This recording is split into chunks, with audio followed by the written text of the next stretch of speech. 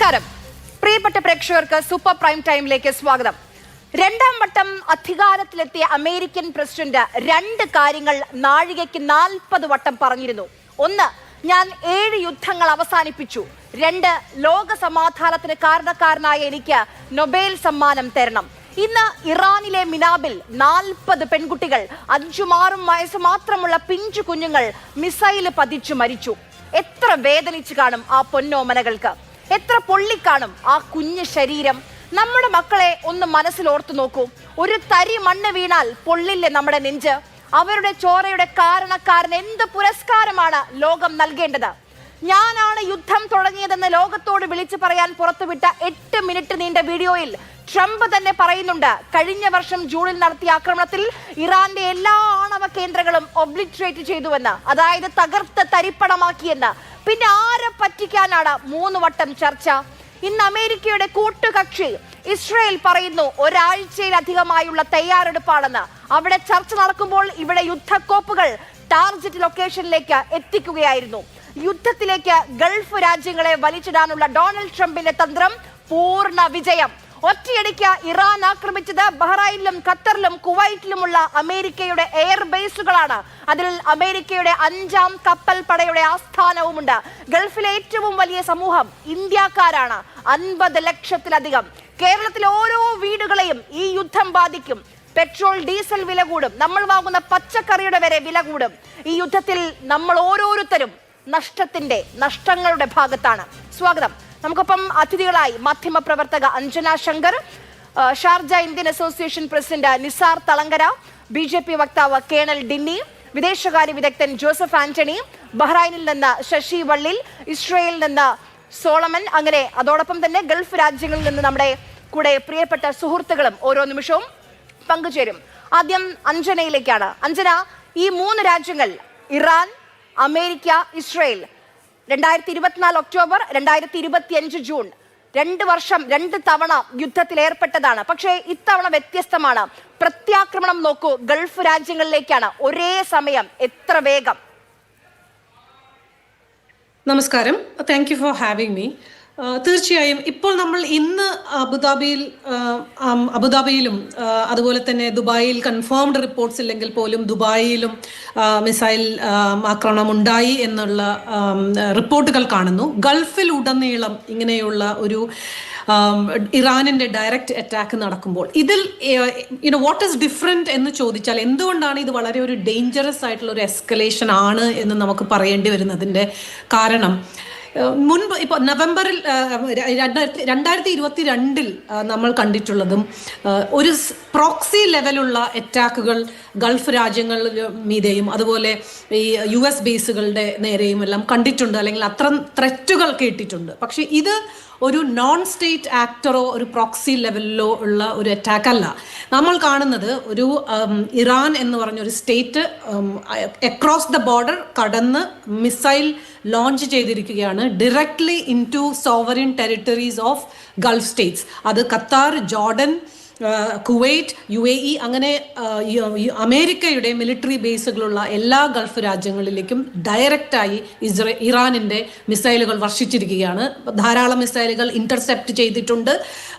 നമുക്ക് അബുദാബിയിൽ അറിയാം, ഇവിടെ ചില ഡെബ്രി അവശിഷ്ടങ്ങൾ ഈ ഇന്റർസെപ്റ്റ് ചെയ്തതിൻ്റെ കൂട്ടത്തിൽ വീഴുന്നത് കൊണ്ട് ചില നാശനഷ്ടങ്ങൾ പറ്റിയിട്ടുണ്ട്. ഒരു ഏഷ്യൻ നാഷണൽ മരിച്ചിട്ടുണ്ടെന്നും അതോറിറ്റീസ് കൺഫേം ചെയ്തിട്ടുണ്ട്. ഇപ്പം നാം മനസ്സിലാക്കേണ്ടത് ഇതൊരു ഓൾ ഔട്ട് വാർ എന്ന ഒരു പൂർണ്ണമായും ഒരു ഓൾ ഔട്ട് യുദ്ധത്തിന് താങ്കൾ തയ്യാറാണ് എന്ന് വ്യക്തമായ ഒരു സൂചനയാണ് ഇറാൻ നൽകുന്നത്. ഇതൊരു ഐസൊലേറ്റഡ് ആയിട്ടുള്ള ഒരു സ്ട്രൈക്ക് അല്ല. ഒരേ സമയം ഇസ്രയേലിനെയും ഇന്ന് രാവിലെ ഇസ്രയേലിന്റെയും അമേരിക്കയുടെയും ജോയിന്റ് കോർഡിനേറ്റഡ് എയർ സ്ട്രൈക്സ് അതായത് ആ 8 മിനിറ്റ് നീണ്ട വീഡിയോയിൽ ട്രംപ് ഇതിനു മുൻപും ഇറാനെ ആക്രമിച്ച സമയത്തൊക്കെ ഇറാന്റെ ആണവായുധം അത് നശിപ്പിക്കണം, അത് മാത്രമായിരുന്നു അമേരിക്ക പറഞ്ഞുകൊണ്ടിരുന്ന കാര്യം. പക്ഷേ ഇത്തവണത്തെ ആ വീഡിയോയിൽ ട്രംപ് വളരെ ക്ലിയർ ആണ് പറയുന്നത്, അത് ഭരണമാറ്റമാണ് ആഗ്രഹിക്കുന്നത്, അതിൽ പങ്കാളികളാകൂ നിങ്ങൾ എന്ന് ഇറാനിലെ ജനങ്ങളോട് കൂടി ട്രംപ് ആഹ്വാനം ചെയ്യുന്നുണ്ട്. ഇതിനു മുൻപുണ്ടായ അപ്രൈസിംഗ് കാണിച്ചുകൊണ്ട് നിങ്ങളും ഞങ്ങൾക്കൊപ്പം ചേരൂ, എന്നിട്ട് ഭരണമാറ്റത്തിന്റെ പങ്കാളികളാകൂ എന്ന് ഇറാനിലെ ജനതയോട് ട്രംപ് പറയുകയാണ്. ഇനി ഒളിഞ്ഞും മറിഞ്ഞുമൊന്നുമില്ല, നേരിട്ടുള്ള വാറാണ്. അതുകൊണ്ട് തന്നെയാണ് ഞാൻ പറഞ്ഞത് ഇപ്രാവശ്യം Iran is ready for an all out war. കാരണം ഇതിപ്പോൾ ഈ ബാലിസ്റ്റിക് മിസൈലുകളെ ടാർഗറ്റ് ചെയ്തുകൊണ്ടോ ന്യൂക്ലിയർ എൻറിച്ച്മെന്റിനെ പറഞ്ഞുകൊണ്ടോ ഉള്ള ഒരു യുദ്ധമല്ല. തുറന്ന് ഈ 8 മിനിറ്റ് സ്പീച്ചിൽ Trump has made it very clear, ഇത് റെജീം ചേഞ്ചിന് വേണ്ടി ഉള്ള യുദ്ധമാണെന്ന്. അങ്ങനെയുള്ള ഒരു യുദ്ധം അമേരിക്കൻ പ്രസിഡന്റ് മുന്നിൽ വെക്കുമ്പോൾ ഇറാനിന് വേറെ നിവർത്തിയില്ല. They will fight with all their might. അതാണ് നമ്മൾ ഇപ്പോൾ കാണുന്നത്. അതുകൊണ്ട് തന്നെയാണ് ഇതൊരു സസ്റ്റെയിൻഡ് മിലിറ്ററി ഓപ്പറേഷൻ ആയി കണ്ടിന്യൂ ചെയ്യും.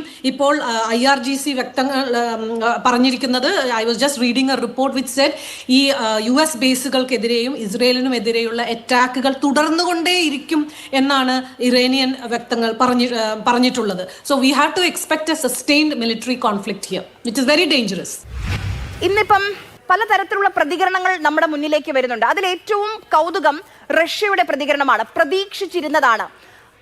നമുക്കറിയാം, ഈ 3 വട്ട ചർച്ചകൾ നടന്നു, സമാധാന ചർച്ചകൾ നടന്നു.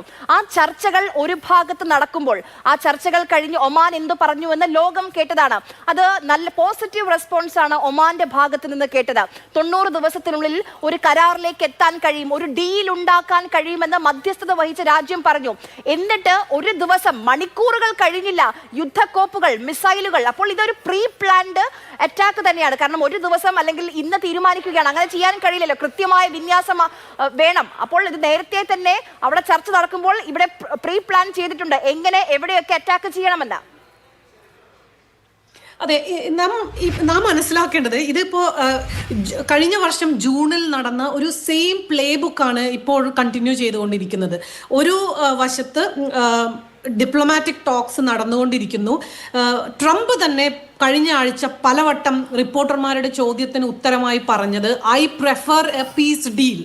ഒരു പീസ് ഡീലാണ് ഞാൻ പ്രെഫർ ചെയ്യുന്നത്, ഒരു ഓൾ ഔട്ട് കോൺഫ്ലിക്റ്റ് അല്ല എന്ന് പലവട്ടം പറഞ്ഞ അമേരിക്കൻ പ്രസിഡന്റ് ആണ് ഇപ്പോൾ 3ാമത്തെ ചർച്ചയും കഴിഞ്ഞതിന് ശേഷം ഞാൻ രാവിലെ പറഞ്ഞിരുന്നത് പോലെ there is light at the end of the tunnel എന്ന് തോന്നിപ്പിക്കും വിധം ഈ ഒരു ന്യൂക്ലിയർ സ്റ്റാൻഡ് ഓഫ് പരിഹരിക്കാനായി ഒരു ഡിപ്ലോമാറ്റിക് രീതിയിലൂടെ പരിഹരിക്കാനുള്ള മാർഗങ്ങൾ തെളിഞ്ഞിരിക്കുന്നു. നമുക്ക് പെട്ടെന്ന് ഇങ്ങനെ ഒരു ഡീൽ എത്താൻ സാധിക്കും എന്ന് മാത്രമല്ല, ട്രംപിന്റെ ഡിമാൻഡുകൾ പലതും അംഗീകരിക്കാൻ ഇറാൻ തയ്യാറാണ് എന്ന് ഇറാൻ അറിയിച്ചിട്ടുണ്ട് എന്നും മധ്യസ്ഥം വഹിച്ച ഒമാൻ പറയുന്നു. അതിൽ സ്റ്റോക്ക് പൈലുകൾ ഇല്ലാതാക്കുക, യുറേനിയം എൻറിച്ച്മെന്റ് കുറയ്ക്കുക, ഈവൻ ഇൻസ്പെക്ടേഴ്സിന് പെർമിഷൻ, ഇറാനിലേക്ക് ഇൻസ്പെക്ട് ചെയ്യാൻ പെർമിഷൻ കൊടുക്കുക, ഇതെല്ലാം സമ്മതിച്ചിട്ടുണ്ട് എന്നറിഞ്ഞിരിക്കുന്ന ഒരു സമയത്താണ് ഇങ്ങനെ ഒരു അറ്റാക്ക് നടക്കുന്നത്. നാം ഓർക്കേണ്ടത് ഒരു വിഷയം, പ്രത്യേകിച്ച് ഞാൻ എപ്പോഴും പറയാറുണ്ട്, ട്രംപിന്റെ foreign policy is what is the strategy എന്ന് ചോദിച്ചാൽ there is no strategy, that is his strategy എന്ന്. എന്താണോ ഒരു അദ്ദേഹത്തിന്റെ പൊളിറ്റിക്കൽ മൂഡ് സ്വിംഗ് അനുസരിച്ചാണ് ഫോറിൻ പോളിസി ഡിസിഷൻസ് എടുക്കുന്നത്. ഇതേ ട്രംപാണ് ഈ അമേരിക്കൻ പ്രസിഡൻഷ്യൽ ക്യാമ്പയിനിൽ അമേരിക്കയുടെ ഫോറിൻ വാർസ്, ഈ ഫോർ എവർ നീണ്ടു നിൽക്കുന്ന യുദ്ധങ്ങൾ അവസാനിപ്പിക്കുമെന്നും അമേരിക്ക ഫസ്റ്റ് എന്ന പോളിസി, അങ്ങനെ ഒരു ക്യാമ്പയിനിന്റെ വേവിന്റെ പുറത്ത് അങ്ങനെയുള്ള പ്രോമിസ് അമേരിക്കൻ ജനതയ്ക്ക് കൊടുത്ത് ഒരു ജയിച്ചു വന്ന ഒരു അമേരിക്കൻ പ്രസിഡന്റാണ് ഇപ്പോൾ ഇസ്രയേലിന്റെ നയങ്ങൾക്ക് വേണ്ടി, അല്ലെങ്കിൽ ഇസ്രയേലിന്റെ നയങ്ങൾക്ക് കൂടെ ചേർന്ന് നിന്നുകൊണ്ട് ഇങ്ങനെ ഒരു യുദ്ധം, അതും വളരെ, ഞാൻ നേരത്തെ പറഞ്ഞ പോലെ സസ്റ്റെയിൻഡ് ആയി നീണ്ടു നിൽക്കാവുന്ന വളരെ ഡേഞ്ചറസ് ആയിട്ടുള്ള ഈ ഒരു മിഡിൽ ഈസ്റ്റ് വെസ്റ്റ് ഏഷ്യൻ റീജിയനെ തന്നെ പിടിച്ചു കുലുക്കാവുന്ന ഒരു യുദ്ധത്തിലേക്ക് ഇപ്പോൾ ഇറങ്ങി പുറപ്പെട്ടിരിക്കുന്നത്. അതാണ് ഇതിലായിരുന്നു. ശരി, ശ്രീ ജോസഫ് ആന്റണി, ഇതിൽ ഇറാന്റെ പ്രത്യാക്രമണം വളരെ വേഗമാണ്, അതിവേഗമാണ്. അത് വളരെ ക്ലിയർ ആണ്. ഇറാൻ ടാർഗറ്റ് ചെയ്യുന്നത് എവിടെയാണ് എന്ന ലക്ഷ്യസ്ഥാനങ്ങൾ വളരെ ക്ലിയർ ആണ്.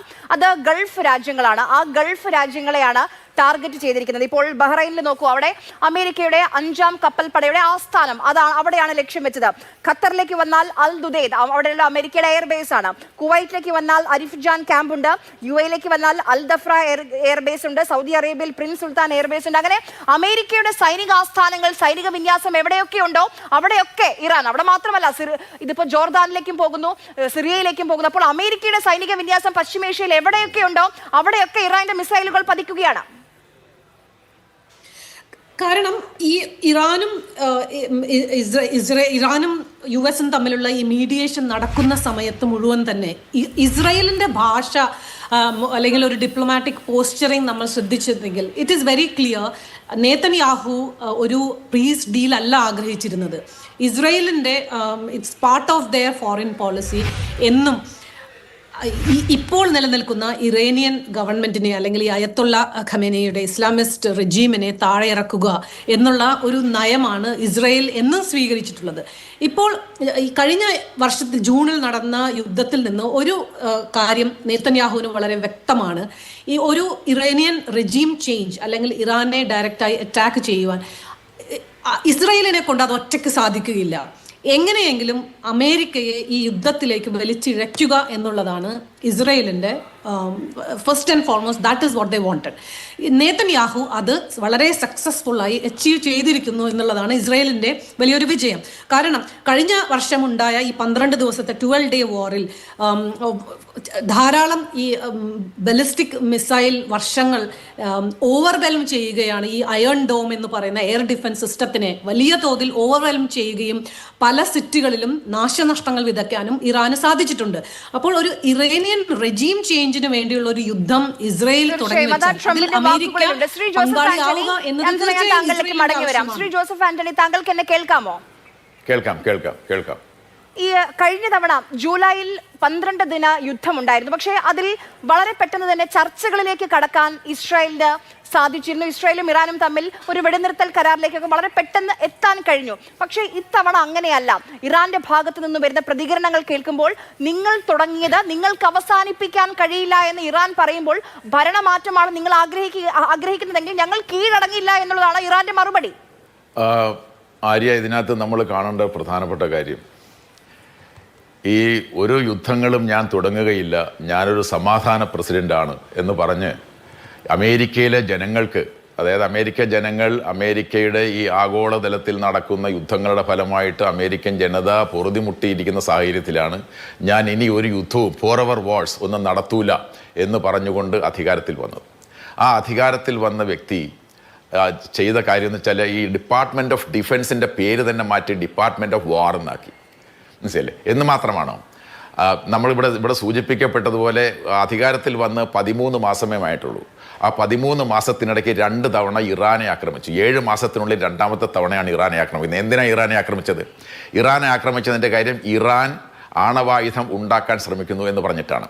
ഇറാൻ എന്തുകൊണ്ടാണ് ആണവായുധം ഉണ്ടാക്കാൻ ശ്രമിക്കുന്നത്? ഇറാൻ ആണവായുധം ഉണ്ടാക്കാൻ ശ്രമിക്കുന്നില്ല എന്നുള്ളത് വേറെ കാര്യം.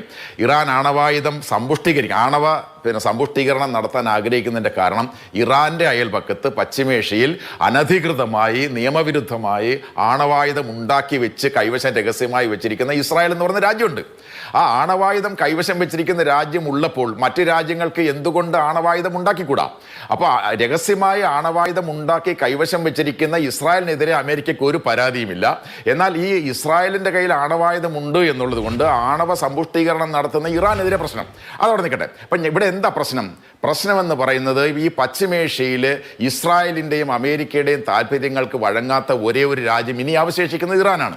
അപ്പോൾ ഇറാനെ ഇല്ലാതാക്കുക എന്ന് പറയുന്ന ഇസ്രായേലിൻ്റെ മേധാവിയായിട്ടുള്ള അമേരിക്കയുടെയും രാഷ്ട്രീയ അജണ്ട നടപ്പിലാക്കുന്നതിന് വേണ്ടിയിട്ടാണ് ഇപ്പോൾ ഈ നടന്നിരിക്കുന്നത്. നമുക്കിവിടെ സൂചിപ്പിക്കപ്പെട്ട പോലെ പറഞ്ഞു, 2025 ജൂൺ മാസം എന്താ നടന്നത്? അദ്ദേഹം പറഞ്ഞു, ഞാൻ ഒരു കാരണവശാലും ആക്രമണത്തിൻ്റെ ആളല്ല, സമാധാനത്തിൻ്റെ ആളാണ്. ഇറാന് ഞാൻ 12 ദിവസം ചർച്ചകൾ നടത്തി പ്രശ്ന പരിഹാരത്തിന് അവസരം കൊടുത്തിരിക്കുന്നത് പറഞ്ഞിട്ടാണല്ലോ അദ്ദേഹം ആക്രമിച്ചത് ജൂൺ മാസം 2025 ജൂണിൽ. എന്നിട്ട് അദ്ദേഹം എന്താ പറഞ്ഞത്? I have completely obliterated Iranian nuclear capabilities എന്നാ പറഞ്ഞത്. അതായത് ഇറാന്റെ ആണവ ശക്തിയെ ഞാൻ പരിപൂർണമായും നിശേഷമായും തുടച്ചു നീക്കിയിരിക്കുന്നു എന്നാ പറഞ്ഞത്. നദാൻസിലും ഇസ്ഫഹാനിലും ഫൊർദോയിലും ഉള്ള 3 സ്ഥലത്ത് ആക്രമണം നടത്തിയിട്ട് സമ്പൂർണ്ണമായി തുടച്ചു നീക്കിയിരിക്കുന്നു. തുടച്ചു നീക്കിയെങ്കിൽ പിന്നെ ഇനിയൊരു ആക്രമണത്തിന്റെ പ്രസക്തി എന്താ എന്ന് പറയാൻ അതിന്റെ അർത്ഥം എന്താ? അന്നൊന്നും നടന്നില്ല എന്നല്ലേ. അപ്പൊ ലോകത്തെ അന്ന് കബളിപ്പിച്ചു. ഇപ്പൊ വീണ്ടും ഒരു കബളിപ്പിക്കലുമായിട്ടാണ് വന്നത്. എന്താ ഇപ്പോഴത്തെ കബളിപ്പിക്കൽ എന്താ പറയുന്നത്? ഇപ്പൊ അറിയാമല്ലോ, ഇവിടെ സൂചിപ്പിക്കപ്പെട്ട പോലെ 3 റൗണ്ട് ചർച്ചകൾ നടന്നു ഒമാന്റെ വിദേശകാര്യമന്ത്രിയുടെ നേതൃത്വത്തിൽ. ആ വിദേശകാര്യമന്ത്രിയുടെ നേതൃത്വത്തിൽ ഈ കഴിഞ്ഞ 26-ാം തീയതി നടന്ന ചർച്ചകളുടെ ഫലം എന്താണ്? അദ്ദേഹം പറഞ്ഞു, ഇതാ ഒരു ചർച്ചയിലൂടെ നമുക്കൊരു സൊല്യൂഷനിലേക്ക് എത്തിയിരിക്കുന്നു. ഇവിടെ ശ്രീമതി എൻ്റെ സഹ പാനലിസ്റ്റ് പറഞ്ഞതുപോലെ, അതായത് ആണവ സമ്പുഷ്ടീകരണം നടത്തിയ എൻറിച്ച്ഡ് യുറേനിയം ഞങ്ങൾ അത് ലോ ലെവലിലേക്ക് കൊണ്ടുവരാനായിട്ട് തയ്യാറായിരിക്കുന്നു. ഈ ഇൻസ്പെക്ടേഴ്സിന് പ്രവേശനം നൽകാനായിട്ട് തയ്യാറായിരിക്കുന്നു. ഈ തരത്തിലൊരു പ്രശ്നങ്ങൾ, അതായത് ബോംബ് ഉണ്ടാക്കുന്ന പദ്ധതിയെ ഞങ്ങൾക്കില്ല. ഈ തരത്തിലുള്ള ഉറപ്പുകളെല്ലാം ഒമാന്റെ വിദേശകാര്യമന്ത്രിക്ക് കൊടുത്ത ദിവസം 26-ാം തീയതി കഴിഞ്ഞ് 28-ാം തീയതി ആകുമ്പോൾ എന്താ സംഭവിക്കുന്നത്? 28-ാം തീയതി ആകുമ്പോൾ ആക്രമണം തുടങ്ങാണ്. അപ്പം അതായത് ട്രംപ് എന്ന് പറയുന്ന ഭരണാധികാരി എന്തു പറയുന്നോ അതിനെതിരായിട്ടായിരിക്കും അദ്ദേഹം പ്രവർത്തിക്കുക എന്ന് ലോകത്തെ വീണ്ടും ബോധ്യപ്പെടുത്തുന്ന തരത്തിലുള്ള ഒരു സംഭവമാണല്ലോ ഇപ്പം നടന്നിരിക്കുന്നത്. ഇവിടുത്തെ ലക്ഷ്യം എന്താണ്? ഇവിടുത്തെ ലക്ഷ്യം നമുക്കെല്ലാവർക്കും അറിയുന്ന പോലെ ഈ ഇറാൻ ഭരണകൂടത്തെ ഇല്ലാതാക്കുക. ഇറാൻ ഭരണകൂടത്തെ ഇല്ലാതാക്കാൻ ഈ ആക്രമണത്തിലൂടെ അല്ല തുടങ്ങിയത്. ഡിസംബർ മാസം 28-ാം തീയതി പെട്ടെന്ന് ഇറാനിൽ അവിടുത്തെ വ്യാപാരികൾ സമരം തുടങ്ങി. ഇറാനിൽ വ്യാപാരികൾ സമരം തുടങ്ങി 29-ാം തീയതി ഇസ്രായേൽ എന്താ പറഞ്ഞത്? ഇസ്രായേൽ പറഞ്ഞു, ഞങ്ങളുടെ ആളുകൾ, മൊസാദിന്റെ ആളുകൾ ഇറാനിൽ ഈ സമരക്കാരോടൊപ്പം ഉണ്ട്, അവരോടൊപ്പം ചേർന്ന് നിന്നുകൊണ്ട് ഈ സമരം ശക്തമാക്കുകയും ഇറാൻ ഭരണകൂടത്തെ അട്ടിമറിക്കാനുള്ള പ്രവർത്തനങ്ങൾ നടത്തുകയും ചെയ്യുമെന്ന് പറഞ്ഞു. പിന്നാലെ ട്രംപ് എന്താ പറഞ്ഞത്? ട്രംപ് പറഞ്ഞു, നിങ്ങൾ ഈ ഇറാനിൽ സമരം നടത്തുന്ന ആളുകളെ അടിച്ചമർത്താൻ ശ്രമിച്ചാൽ ഞാൻ എൻ്റെ പട്ടാളത്തെ, എൻ്റെ ആർമഡ വരുന്നുണ്ട് എന്ന് പറഞ്ഞു. ഇത് കേട്ടതോട് കൂടിയിട്ട് ഇറാനിലുള്ള ഈ ഭരണകൂട വിരുദ്ധരായിട്ടുള്ള ആളുകളെല്ലാം കൂടി സമരം നടത്തുകയും, എന്നാൽ പിന്നെ എന്താ സംഭവിച്ചത്? ഒരു ആർമഡയും വന്നില്ല. ഒരു സമരം ഭരണകൂടം അടിച്ചമർത്തുകയും ചെയ്തു. ഞാൻ പറഞ്ഞു വരുന്നത്, ഇറാനിലെ ഭരണകൂടത്തെ അട്ടിമറിക്കുന്നതിന് വേണ്ടി നിരന്തരമായി ശ്രമിച്ചുകൊണ്ടിരിക്കുന്ന ശരിയാണ്. അവിടെ ഒരു സ്ട്രീറ്റ് അപ്രൈസിംഗ് ഒക്കെ ഇറാനിൽ ഉണ്ടായിരുന്നു. പക്ഷേ ഇതിപ്പോൾ ഭരണമാറ്റം എന്ന് ക്ലിയർ ആയി പറയുന്നു. 79 മുതൽ നമുക്കറിയാം അവിടെ ഇസ്ലാമിക് വിപ്ലവം, അതിനുശേഷം മതഭരണമാണ്. അത് അങ്ങനെ ഒരു പെട്ടെന്നുള്ള കീഴടങ്ങലിന് ഇറാൻ ഇല്ല എന്ന് വളരെ വ്യക്തമാണ്. ഇപ്പോൾ ചില ചിത്രങ്ങളൊക്കെ നമുക്ക് പരിമിതികളുമുണ്ട്. വരുന്ന വിവരങ്ങളൊക്കെ ഒന്നെങ്കിൽ ഇസ്രയേലിൽ നിന്നുള്ള വരുന്ന വിവരങ്ങളാണ്, അല്ലെങ്കിൽ അമേരിക്ക നൽകുന്ന വിവരങ്ങളാണ്. ഇറാനിൽ നിന്ന് പുറത്തേക്ക് വരുന്ന വിവരങ്ങൾ വളരെ വളരെ ലിമിറ്റഡ് ആണ്. ഇപ്പോൾ ഖമൈനിയുടെ കൊട്ടാരം തകർന്നു, അങ്ങനെ പലതരത്തിലുള്ള വാർത്തകൾ വരുന്നുണ്ട്. അതിന്റെ ഒരു കൺഫർമേഷൻ നമ്മുടെ മുന്നിൽ വളരെ കുറവാണ്. ഈ രീതിയിൽ ഒരു ഭരണമാറ്റം നടത്താൻ ഇസ്രയേലിനും അമേരിക്കയ്ക്കും സംയുക്തമായാണെങ്കിലും കഴിയുമെന്ന് തോന്നുന്നുണ്ടോ? ഇറാൻ പെട്ടെന്ന് എന്തായാലും കീഴടങ്ങുമോ? ഇറാനെ ശരിക്കും മനസ്സിലാക്കിയിട്ടില്ല ഈ 2 രാജ്യങ്ങളും എന്ന് വേണം നമുക്ക് കരുതാൻ. നമ്മളൊരു ആലോചിച്ച് നോക്കൂ, ജൂൺ മാസം അവർക്കെതിരെ ആക്രമണം നടത്തി. ജൂൺ മാസം അവർക്കെതിരെ ആക്രമണം നടത്തിയപ്പോൾ തിരിച്ച് ഇറാൻ ആക്രമണം നടത്താൻ ദിവസങ്ങളെടുത്തു. അതിനുശേഷം ആക്രമണം നടത്തിയത്. ഇപ്പൊ ഇന്നെന്താ സംഭവിച്ചത്? ഇറാനിൽ ആക്രമണം നടത്തി 1 മണിക്കൂറിന് ശേഷം, കഴിഞ്ഞ തവണ ജൂൺ മാസം അവർ ആക്രമണം നടത്തിയത് ഖത്തറിനെതിരെ മാത്രമാണ് എങ്കിൽ ഇന്ന് 1 മണിക്കൂറിന് ശേഷം പശ്ചിമേഷ്യയിലെ എല്ലാ അമേരിക്കൻ സൈനിക താവളങ്ങൾക്കെതിരെയും ആക്രമണം നടത്തി. എന്ന് പറഞ്ഞാൽ കഴിഞ്ഞ തവണ അവർ ഒരുപാട് പാഠങ്ങൾ ഇറാൻ പഠിച്ചു. കാരണം എന്താണ്? ഒരു പ്രത്യേക കേന്ദ്രത്തിൽ മാത്രം ഈ കൺട്രോൾ ആൻഡ് കമാൻഡ് സിസ്റ്റം വെച്ച് കഴിഞ്ഞാൽ നമുക്ക് ആപത്താണ്. അതുകൊണ്ട് അവർ ഡീസെൻട്രലൈസ് ചെയ്തു. ഈ ആക്രമണ പദ്ധതികളെ മുഴുവൻ ഡീസെൻട്രലൈസ് ചെയ്തുകൊണ്ടാണ് ഈ ആക്രമണം നടത്തി 1 മണിക്കൂറിന് ശേഷം ഈ അമേരിക്കയുടെ കേന്ദ്രങ്ങൾക്കെതിരെ എല്ലാം ആക്രമണം നടത്തിയത്. അപ്പോൾ അതൊരു കാര്യം. രണ്ടാമത്തെ കാര്യം, ഇറാൻ എന്ന് പറയുന്ന രാജ്യം വെനസ്വേല അല്ല. ഇറാൻ എന്ന് പറയുന്ന രാജ്യം 9 കോടി ജനങ്ങളുള്ള ഒരു രാജ്യമാണ്. ആ 9 കോടി ജനങ്ങളുള്ള രാജ്യത്ത് ജനങ്ങൾക്ക് ഭരണകൂടത്തിനെതിരായിട്ടുള്ള അഭിപ്രായമുണ്ട് എങ്കിലും പുറത്തു നിന്നുള്ള ഒരു ഭരണകൂടം വന്ന് അവരുടെ മുകളിൽ അധീശത്വം ഉറപ്പിക്കുന്നത് ഒരിക്കലും അംഗീകരിക്കാത്ത രാജ്യമാണ്. 15 വർഷത്തിലധികമായി പശ്ചിമേഷ്യയിൽ പല ഭാഗങ്ങളിൽ, ഇപ്പോൾ ഖത്തറിലാണെങ്കിലും ശരി, ബഹ്റൈനിലാണെങ്കിലും ശരി, UAE-യിലാണെങ്കിലും ശരി, അവിടെയൊക്കെ അമേരിക്കയുടെ വ്യോമ വിന്യാസമുണ്ട്, നാവിക വിന്യാസമുണ്ട്. അന്ന് അത് അവിടെ ഈ നേവൽ ബേസും എയർ ബേസും ഒക്കെ തുടങ്ങാൻ അമേരിക്ക പറഞ്ഞൊരു കാര്യം, ആ ഗൾഫ് രാജ്യങ്ങളെ ബോധിപ്പിച്ചത്, നിങ്ങൾക്ക് അമേരിക്ക ഇറാനിൽ നിന്ന് സുരക്ഷിതത്വം നൽകുമെന്ന് പറഞ്ഞാണ് അവിടെ ഈ എയർബേസ് ഒക്കെ തുടങ്ങിയത്. ഇപ്പോൾ ആ എയർബേസ് കാരണം ഗൾഫ് രാജ്യങ്ങൾ അപ്പാടെ യുദ്ധഭീതിയിൽ നിൽക്കുകയാണ്. ഇനി അമേരിക്കയ്ക്ക് ഞങ്ങൾ പ്രൊട്ടക്ഷൻ നൽകും, ഞങ്ങൾക്ക് ഞങ്ങളുടെ എയർബേസുകൾ തന്നെ പ്രൊട്ടക്ട് ചെയ്യാൻ പറ്റുന്നില്ല, പിന്നെ എങ്ങനെയാണ് ഗൾഫ് രാജ്യങ്ങൾക്ക് അമേരിക്ക പ്രൊട്ടക്ഷൻ കൊടുക്കുക? അല്ല, കഴിഞ്ഞ ജൂൺ മാസം ഈ പറഞ്ഞ സംഭവം ഉണ്ടായപ്പോൾ ഈ ഖത്തറിനെതിരെ ആക്രമണം ഉണ്ടായതിനു ശേഷം ഉണ്ടായ ഒരു പ്രധാനപ്പെട്ട ഡെവലപ്മെന്റ് ഉണ്ട്. ആ ഡെവലപ്മെന്റ് എന്ന് പറയുന്നത് സൗദി അറേബ്യ പാകിസ്ഥാനുമായിട്ട് സൈനിക കരാറിൽ ഒപ്പിട്ടു. എന്തുകൊണ്ടാണ് പാകിസ്ഥാനുമായിട്ട് സൗദി അറേബ്യ പോലുള്ള രാജ്യം സൈനിക കരാറിൽ ഒപ്പിട്ടത് എന്ന് പറഞ്ഞാൽ അമേരിക്കയ്ക്ക് സുരക്ഷ കൊടുക്കാൻ, അതായത് അമേരിക്കയ്ക്ക് ഈ പശ്ചിമേഷ്യൻ രാജ്യങ്ങൾക്ക് സുരക്ഷിതത്വം ഉറപ്പാക്കാൻ കഴിയില്ല എന്ന തിരിച്ചറിവ് സൗദി അറേബ്യ പോലുള്ള രാജ്യത്തിന് കൂടി വന്നുകൊണ്ടാണ് പാകിസ്ഥാനുമായിട്ട് കരാർ ഒപ്പിടേണ്ടി വന്നത്. അപ്പോൾ അതാണ് അതിൻ്റെ കാര്യം. നമ്മൾ മനസ്സിലാക്കേണ്ട പ്രധാനപ്പെട്ട കാര്യം, ഈ പശ്ചിമേഷ്യയിൽ മൂന്ന് ദുരന്തങ്ങളുണ്ട് പശ്ചിമേഷ്യയെ ബാധിക്കുന്ന. ഒന്ന്, ഈ ഇസ്രായേലിന്റെ സെറ്റ്ലർ കൊളോണിയലിസം ഒന്നാമത്തെ ദുരന്തമാണ്. രണ്ടാമത്തേത് റിസോഴ്സ് കഴ്സ് എന്ന് പറഞ്ഞാൽ ആ പ്രദേശത്തിന് എണ്ണ സമ്പത്ത് ഉണ്ട് എന്നുള്ളത് മറ്റൊരു ശാപമാണ്. മൂന്നാമത്തെ ശാപമാണ് ഏറ്റവും വലിയ ശാപം, അത് അമേരിക്കൻ ഹെജിമണിയാണ്. അമേരിക്കയുടെ ആഗോള രാഷ്ട്രീയം നടപ്പിലാക്കുന്നതിന് വേണ്ടിയിട്ട് അവരുടെ സാന്നിധ്യം അതിശക്തമായി സൈനിക രാഷ്ട്രീയ സാന്നിധ്യം ഉറപ്പിച്ചിരിക്കുന്നു എന്നുള്ളതാണ് ഒന്നാമത്തെ പ്രശ്നം. രണ്ടാമത്തെ ഏറ്റവും പ്രധാനപ്പെട്ട, ഞാൻ ആദ്യം പറഞ്ഞത് സെറ്റ്ലർ കൊളോണിയൽ. എന്താണ് ഈ പ്രശ്നങ്ങളുടെ എല്ലാം അടിത്തറ? എന്താണ് ഈ പ്രശ്നങ്ങളുടെ എല്ലാം അടിത്തറ? ഈ ഇസ്രായേൽ തുടരുന്ന സെറ്റ്ലർ കൊളോണിയലിസമാണ്. എന്താ സെറ്റ്ലർ കൊളോണിയലിസം? പുറത്തുനിന്ന് വന്നുകൊണ്ട്, അതായത് പാലസ്തീൻ എന്ന് പറയുന്ന രാജ്യത്ത് ജനങ്ങൾ താമസിച്ചിരിക്കവേ 1948 മുമ്പ് മുതൽ തുടങ്ങിയ ഒരു യഹൂദരുടെ ആ വരവ് 1948 രാഷ്ട്രമായി മാറി. ആ രാഷ്ട്രമായി മാറിയ ശേഷം ഈ പുറത്തുനിന്ന് വന്ന യഹൂദ വിഭാഗം അവിടെ ഉണ്ടായിരുന്ന ജനങ്ങളെ ആട്ടിപ്പായിച്ചുകൊണ്ട് നമ്മുടെ മുന്നിലേക്ക് പുതിയ വിവരങ്ങൾ വരികയാണ്.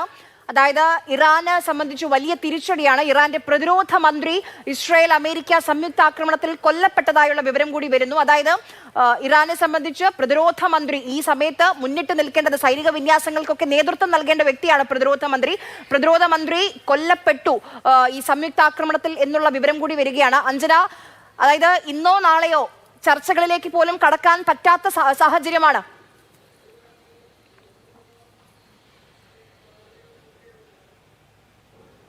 അഞ്ജന കേൾക്കാമോ? അഞ്ജന അന്ന് അൺമ്യൂട്ട് ചെയ്യോ?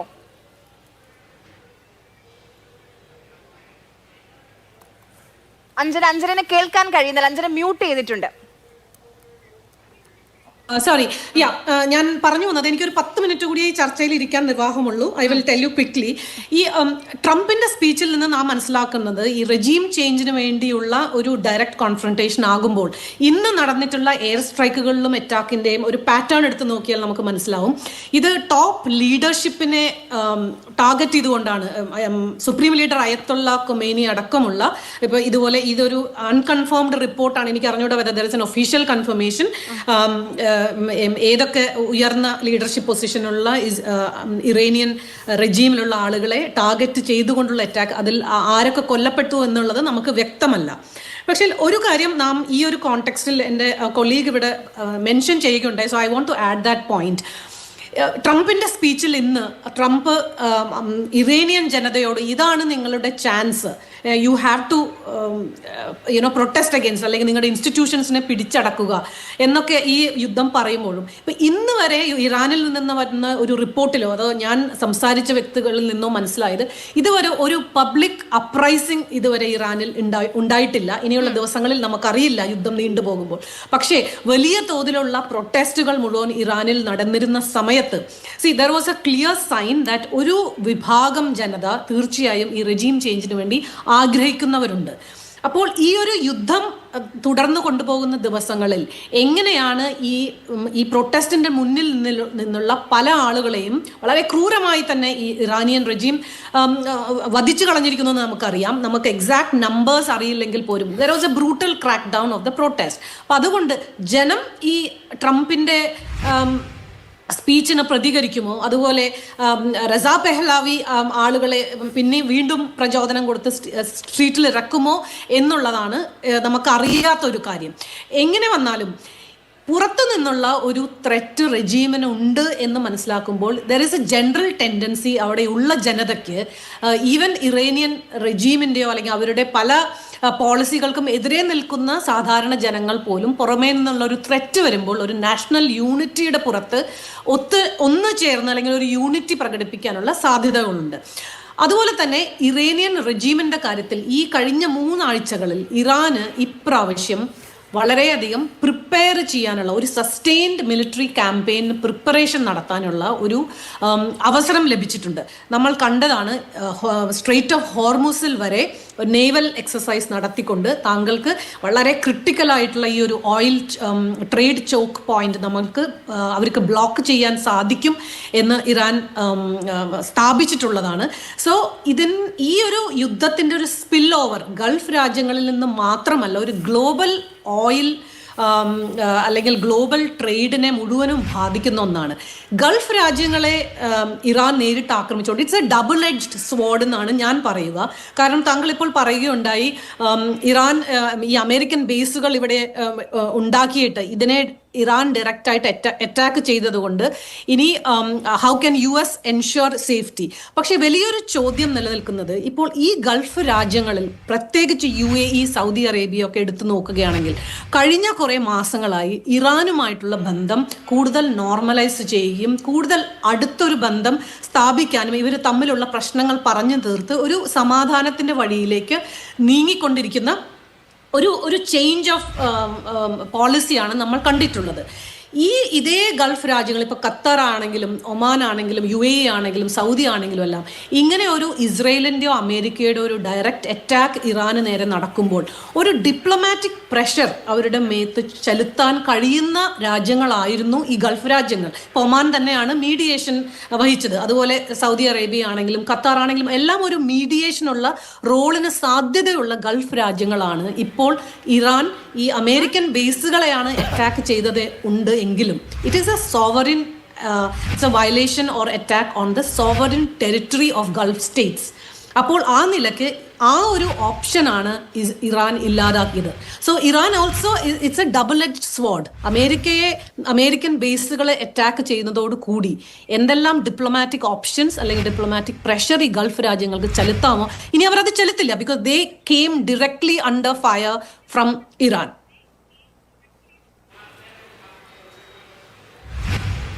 ശരി, ശ്രീ ജോസഫ് ആന്റണി, ഇതിപ്പം ഗൾഫ് രാജ്യങ്ങളെ കൂടി ഈ യുദ്ധത്തിന്റെ ഭാഗമാക്കാൻ എന്നും അമേരിക്ക ശ്രമിച്ചിരുന്നു, ഡൊണാൾഡ് ട്രംപ് ശ്രമിച്ചിരുന്നു.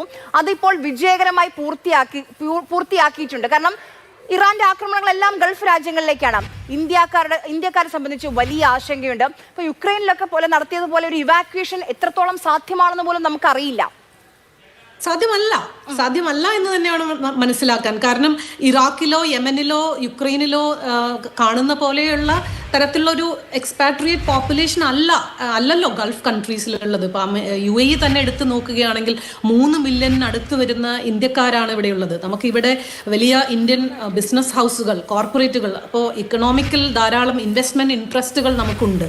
അപ്പോൾ ഈ ഒരു യുദ്ധം ഒരു സസ്റ്റെയിൻഡ് ക്യാമ്പയിൻ ആയി പോവുകയാണെങ്കിൽ അങ്ങനെ ആകും എന്നാണ് ഇപ്പോഴുള്ള everything is pointing to the fact that ഇതൊരു ദിവസം കൊണ്ടോ 2 ദിവസം കൊണ്ടോ ഉള്ള ഒരു ടിറ്റ് ഫോർ ടാറ്റ് അങ്ങനെയുള്ള ഒരു മിലിറ്ററി സ്ട്രൈക്ക് ആൻഡ് കൗണ്ടർ സ്ട്രൈക്കിൽ നിൽക്കുകയില്ല എന്ന് വേണം നാം മനസ്സിലാക്കാൻ. പക്ഷെ അങ്ങനെ ഒരു സസ്റ്റെയിൻഡ് ക്യാമ്പയിൻ ഉണ്ടായാൽ ഈ വലിയ തോതിൽ ഇന്ത്യയെ ഇത് ബാധിക്കും. കാരണം ഇന്ത്യക്കാരുണ്ട്. പക്ഷേ ഇങ്ങനെ ഒരു ഇവാക്യുവേഷൻ ഓപ്പറേഷൻ എല്ലാം ഇതുപോലെ ഒരു ലാർജ് സ്കെയിലിൽ ഗൾഫ് രാജ്യങ്ങളിൽ ഉടനീളം സാധിക്കുമോ എന്ന് ചോദിച്ചാൽ സാധിക്കില്ല എന്ന് തന്നെയായിരിക്കണം അതിന് ഉത്തരം. It is impossible to evacuate so many people at such a short notice. Colonel Dinny, ലോകം ഇന്നൊരു യുദ്ധഭീതിയിലാണ്. ഞങ്ങൾ ആക്രമിച്ചുവെന്ന അഭിമാനത്തോടു കൂടി ഡൊണാൾഡ് ട്രംപ് അമേരിക്കൻ പ്രസിഡന്റ് വന്ന് പറയുന്നത് ലോകം കേട്ടു. ആ 8 മിനിറ്റ് ദൈർഘ്യമുള്ള വീഡിയോ സന്ദേശത്തിൽ ഭരണമാറ്റമാണ് ലക്ഷ്യം. ഇത്രയും കാലം യുറേനിയം, ആണവായുധം എന്നൊക്കെ പറഞ്ഞിരുന്നെങ്കിൽ ഇപ്പോൾ അങ്ങനെയൊന്നുമില്ല, ഒഴിവ് കഴിവുകളില്ല. അവിടെ ഇറാന്റെ റെജീം മാറുന്നത് വരെ, നിങ്ങൾ ആയുധം വെച്ച് കീഴടങ്ങുന്നത് വരെ, ഇല്ലെങ്കിൽ സർട്ടൻ ഡെത്ത്, അതാണ് ട്രംപ് ഉപയോഗിച്ച വാക്ക്.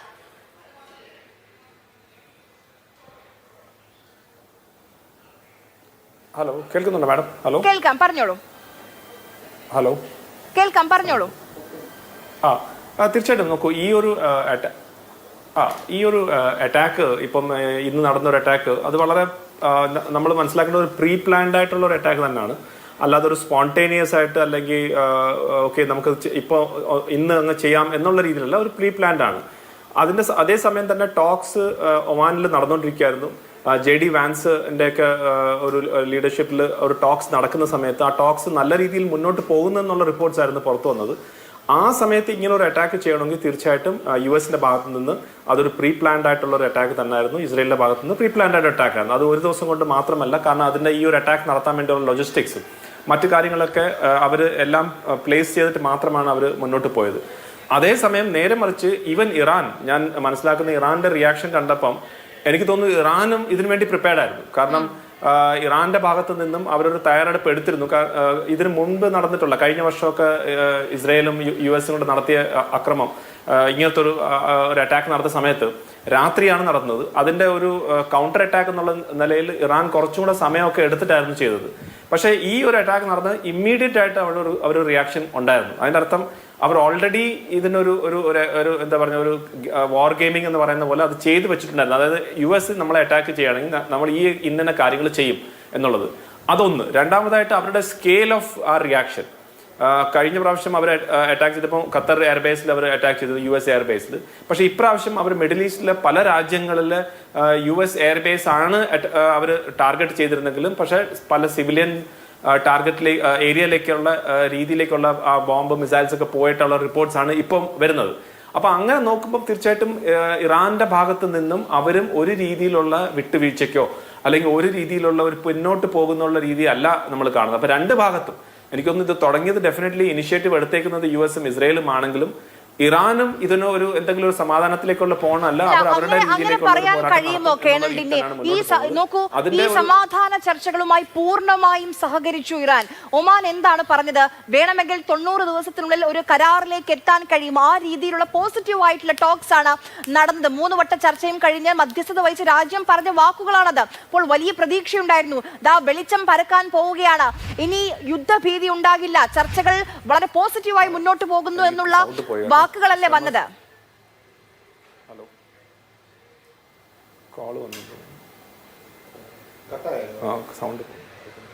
കേണൽ ഡിന്നി കേൾക്കാമോ?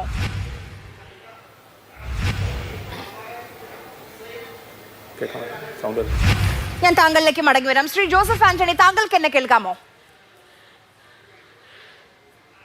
കേൾക്കാം. ഞാൻ മറുപടി പറയാം. പറഞ്ഞോളൂ. എന്നാ ഞാൻ കേട്ടു. ഞാൻ ആ ചോദ്യത്തിന് മറുപടി പറയാം. അതായത് ഇത് പിന്നെ വളരെ പ്രീ പ്ലാൻഡ് ആയിട്ടുള്ള, അതായത് ഇറാനിലെ ഭരണകൂടത്തെ മുഴുവൻ ഇല്ലാതാക്കണമെന്നുള്ള കാഴ്ചപ്പാടോടുകൂടി നേരത്തെ കൂട്ടി നടത്തിയ ആക്രമണമാണ് എന്നുള്ളതിൻ്റെ ഉദാഹരണങ്ങൾ ഞാൻ പറയാം. ഒന്നാമത്തേത്, ഈ സംഘർഷങ്ങൾ ഡിസംബർ മാസം അവിടെ തുടങ്ങിയ സംഘർഷങ്ങളെ തുടർന്ന് തന്നെ USSന്റെ ഏറ്റവും വലിയൊരു വിമാനവാഹിനി കപ്പലായിട്ടുള്ള USS എബ്രഹാം ലിങ്കണെ അവർ പേർഷ്യൻ ഗൾഫിലേക്ക് അയച്ചു, പശ്ചിമേഷ്യയിലേക്ക് അയച്ചു. അതിനുശേഷം നമുക്കറിയാം ജനുവരി മാസം നിക്കോളാസ് മദുരോയെ പിടിച്ചുകൊണ്ട് പോകുന്നതിന് നേതൃത്വം നൽകിയ ലോകത്തിലെ ഏറ്റവും വലിയ വിമാനവാഹിനി കപ്പലായിട്ടുള്ള USS ജെറാൾഡ് ഫോർഡിനെ കരീബിയയിൽ നിന്നും പശ്ചിമേഷ്യയിലേക്ക് അയച്ചു. ആ കരീബിയയിൽ നിന്നും പശ്ചിമേഷ്യയിലേക്ക് വരാനായിട്ട് USS ജെറാൾഡ് ഫോർഡിന് 2 ആഴ്ചയെങ്കിലും എടുക്കും എന്നുള്ളത് കൊണ്ടാണ് ഈ ചർച്ചയുടെ ഈ പറഞ്ഞ നാടകം നടത്തി കൊണ്ടുപോയത്. അതല്ലാതെ ഈ ചർച്ച നടത്തി പ്രശ്നങ്ങൾ പരിഹരിക്കുക എന്ന് പറയുന്ന ഒരു കാഴ്ചപ്പാടെ അമേരിക്കയ്ക്ക് ഉണ്ടായിരുന്നില്ല. അപ്പൊ എപ്പോഴാണ് ഇപ്പോൾ അമേരിക്കയുടെ ഏറ്റവും വലിയ വിമാനവാഹിനി കപ്പലായിട്ടുള്ള USS ജെറാൾഡ് ഫോർഡ് പശ്ചിമേഷ്യയിലെത്തിയ ഉടൻ തന്നെ ആക്രമണം തുടങ്ങി. മനസ്സിലായില്ലേ? അപ്പൊ അതാണ് അതിൻ്റെ ഒരു കാര്യം. ഒന്ന്. രണ്ടാമത്തെ എന്താണ്? ആക്രമണം നടത്തിയത് എവിടെയാ? ആക്രമണം നടത്തിയത് ഇറാന്റെ പരമോന്നത മേധാവിയായിട്ടുള്ള ഖമനയി ജീവിക്കുന്ന സ്ഥലം, പ്രസിഡന്റ് ജീവിക്കുന്ന സ്ഥലം, ഇറാന്റെ സൈനിക IRGCയുടെ കമാൻഡ് കൺട്രോൾ പ്രദേശങ്ങൾ, ഈ മേഖലയിൽ വളരെ ബ്രൂട്ടലായിട്ടുള്ള ആക്രമണം നടത്തിയത്. അത് ഒരു രാജ്യമാണോ നടത്തിയത്? അമേരിക്കയും ഇസ്രായേലും ചേർന്നാണ് ആക്രമണം നടത്തിയത്.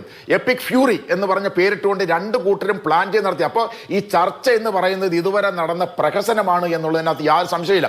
എന്ന് പറഞ്ഞാൽ ആദ്യമായിട്ട് ജനങ്ങളെ സംഘടിപ്പിച്ചുകൊണ്ട് നിങ്ങൾ ഈ ഭരണകൂടത്തിനെതിരായിട്ട് റെഡിയായിട്ട് നിൽക്കുക, ഞങ്ങൾ നിങ്ങളെ സപ്പോർട്ട് ചെയ്യാനായിട്ടുണ്ട് എന്ന് പറഞ്ഞുള്ള എല്ലാ കരുക്കളും നീക്കിയതിനു ശേഷം കൃത്യമായി ഈ ഭരണകൂടത്തെയും കാരണം ഈ കഴിഞ്ഞ വർഷം നടന്ന ഈ 12 ദിന യുദ്ധത്തിന് ശേഷം ഇറാനും വെൽ പ്രിപ്പയർഡ് ആയിരുന്നു. റഷ്യയുടെ ഭാഗത്ത് നിന്ന് കൃത്യമായ സഹായം ലഭിച്ചു. ഇപ്പം 2000 കിലോമീറ്ററിലധികം സഞ്ചരിക്കുന്ന മിസൈലുകൾ, ഡ്രോണുകൾ, അതിലെല്ലാം കുറ്റമറ്റതാക്കി ഇറാനും വെൽ പ്രിപ്പയർഡ് ആയിരുന്നു. ഇങ്ങനെ ഒരു അറ്റാക്കും ഉണ്ടാകുമെന്ന പ്രതീക്ഷയുണ്ടായിരുന്നു, അല്ലെങ്കിൽ ഒരു കണക്കുകൂട്ടലുണ്ടായിരുന്നു. അല്ല, തീർച്ചയായിട്ടും കാരണം വെച്ചാൽ നമ്മളെ കൊല്ലാനായിട്ട് 2-3 രാജ്യങ്ങൾ തയ്യാറായിട്ട് നിൽക്കുമ്പോൾ തീർച്ചയായിട്ടും നമ്മൾ അതിനൊരു പ്രിപ്പറേഷൻ നടത്തേണ്ടതുണ്ടല്ലോ. കാരണം ജൂൺ മാസം നടത്തിയ ആക്രമണം, അതായത് ചർച്ചകൾ നടക്കുന്നു, നിങ്ങൾക്ക് 12 ദിവസം ഞങ്ങൾ തരും എന്ന് പറഞ്ഞുകൊണ്ടിരിക്കവേ ഒരു അർദ്ധരാത്രിയിൽ വന്ന് ഇറാനെതിരെ ആക്രമണം നടത്തുക. ആ ആക്രമണം അവർക്ക് ഒരുപാട് പാഠങ്ങൾ നൽകി. ഇപ്പൊ തന്നെ നോക്കൂ, അവർ പറഞ്ഞു ഞങ്ങളെ അമേരിക്ക ആക്രമിച്ചാൽ, അവരുടെ മുമ്പിൽ വേറെ മാർഗങ്ങളില്ല, ഞങ്ങളെ അമേരിക്ക ആക്രമിച്ചാൽ അമേരിക്കയുടെ സേനാത്താവളം, പശ്ചിമേഷ്യയിലെ 19ഓളം വരുന്ന സേനാ താവളങ്ങളുണ്ട്, ഈ സേനാ താവളങ്ങളെ ഞങ്ങൾ ആക്രമിക്കും. അവർ നേരത്തെ കൂട്ടി പ്രഖ്യാപിച്ചതാണത്. അത് കാരണം അമേരിക്കയുടെ ആസറ്റ്സ് ആണത്. മറ്റേത് ബഹ്റിൻ്റെയോ ഖത്തറിൻ്റെയോ കുവൈറ്റിൻ്റെയോ ബഹ്റിൻ്റെയോ പ്രദേശങ്ങളല്ല.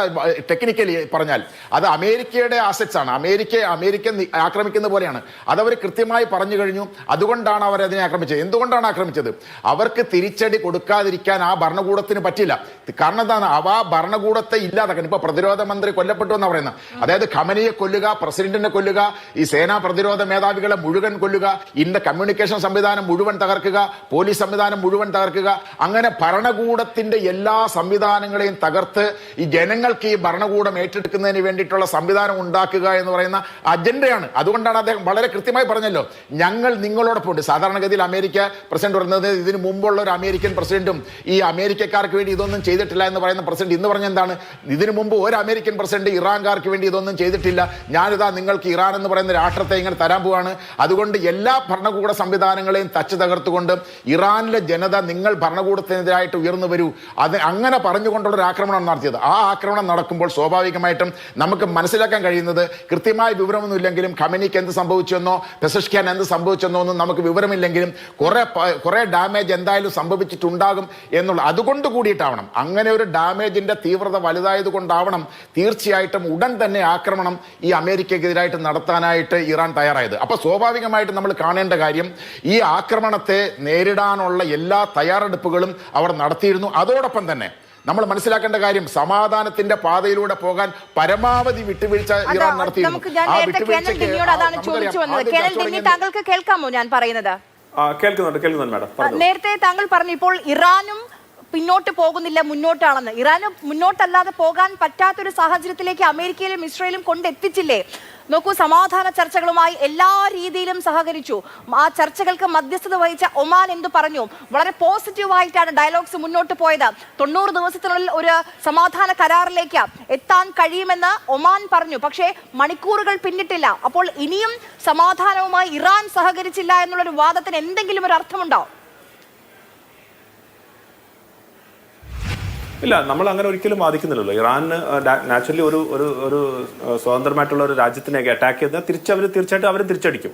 ആ തിരിച്ചടിക്കുള്ള അധികാരം അവർക്കും ഉണ്ട്, ഇറാന് തീർച്ചയായിട്ടും ഉണ്ട്. പക്ഷേ ഇവിടെ നടന്നെന്ന് വെച്ച് കഴിഞ്ഞാൽ, ഇറാൻ തിരിച്ചടിച്ചപ്പം ഇറാൻ തിരിച്ചടിച്ച ബേസുകളിൽ, അതായത് ഇപ്പം സൗദി അറേബ്യ ആയാലും ശരി, UAE ആയാലും ശരി, ഖത്താർ ആയാലും ശരി, ബഹ്റൈൻ ആയാലും ശരി, ഇങ്ങനെയുള്ള രാജ്യങ്ങളിൽ നിങ്ങൾ സ്ട്രൈക്ക് ചെയ്യുമ്പം അവിടെ നിങ്ങൾ മിലിറ്ററി ടാർഗറ്റ്സിലേക്ക് മാത്രമായിട്ട് ഒതുങ്ങത്തില്ല.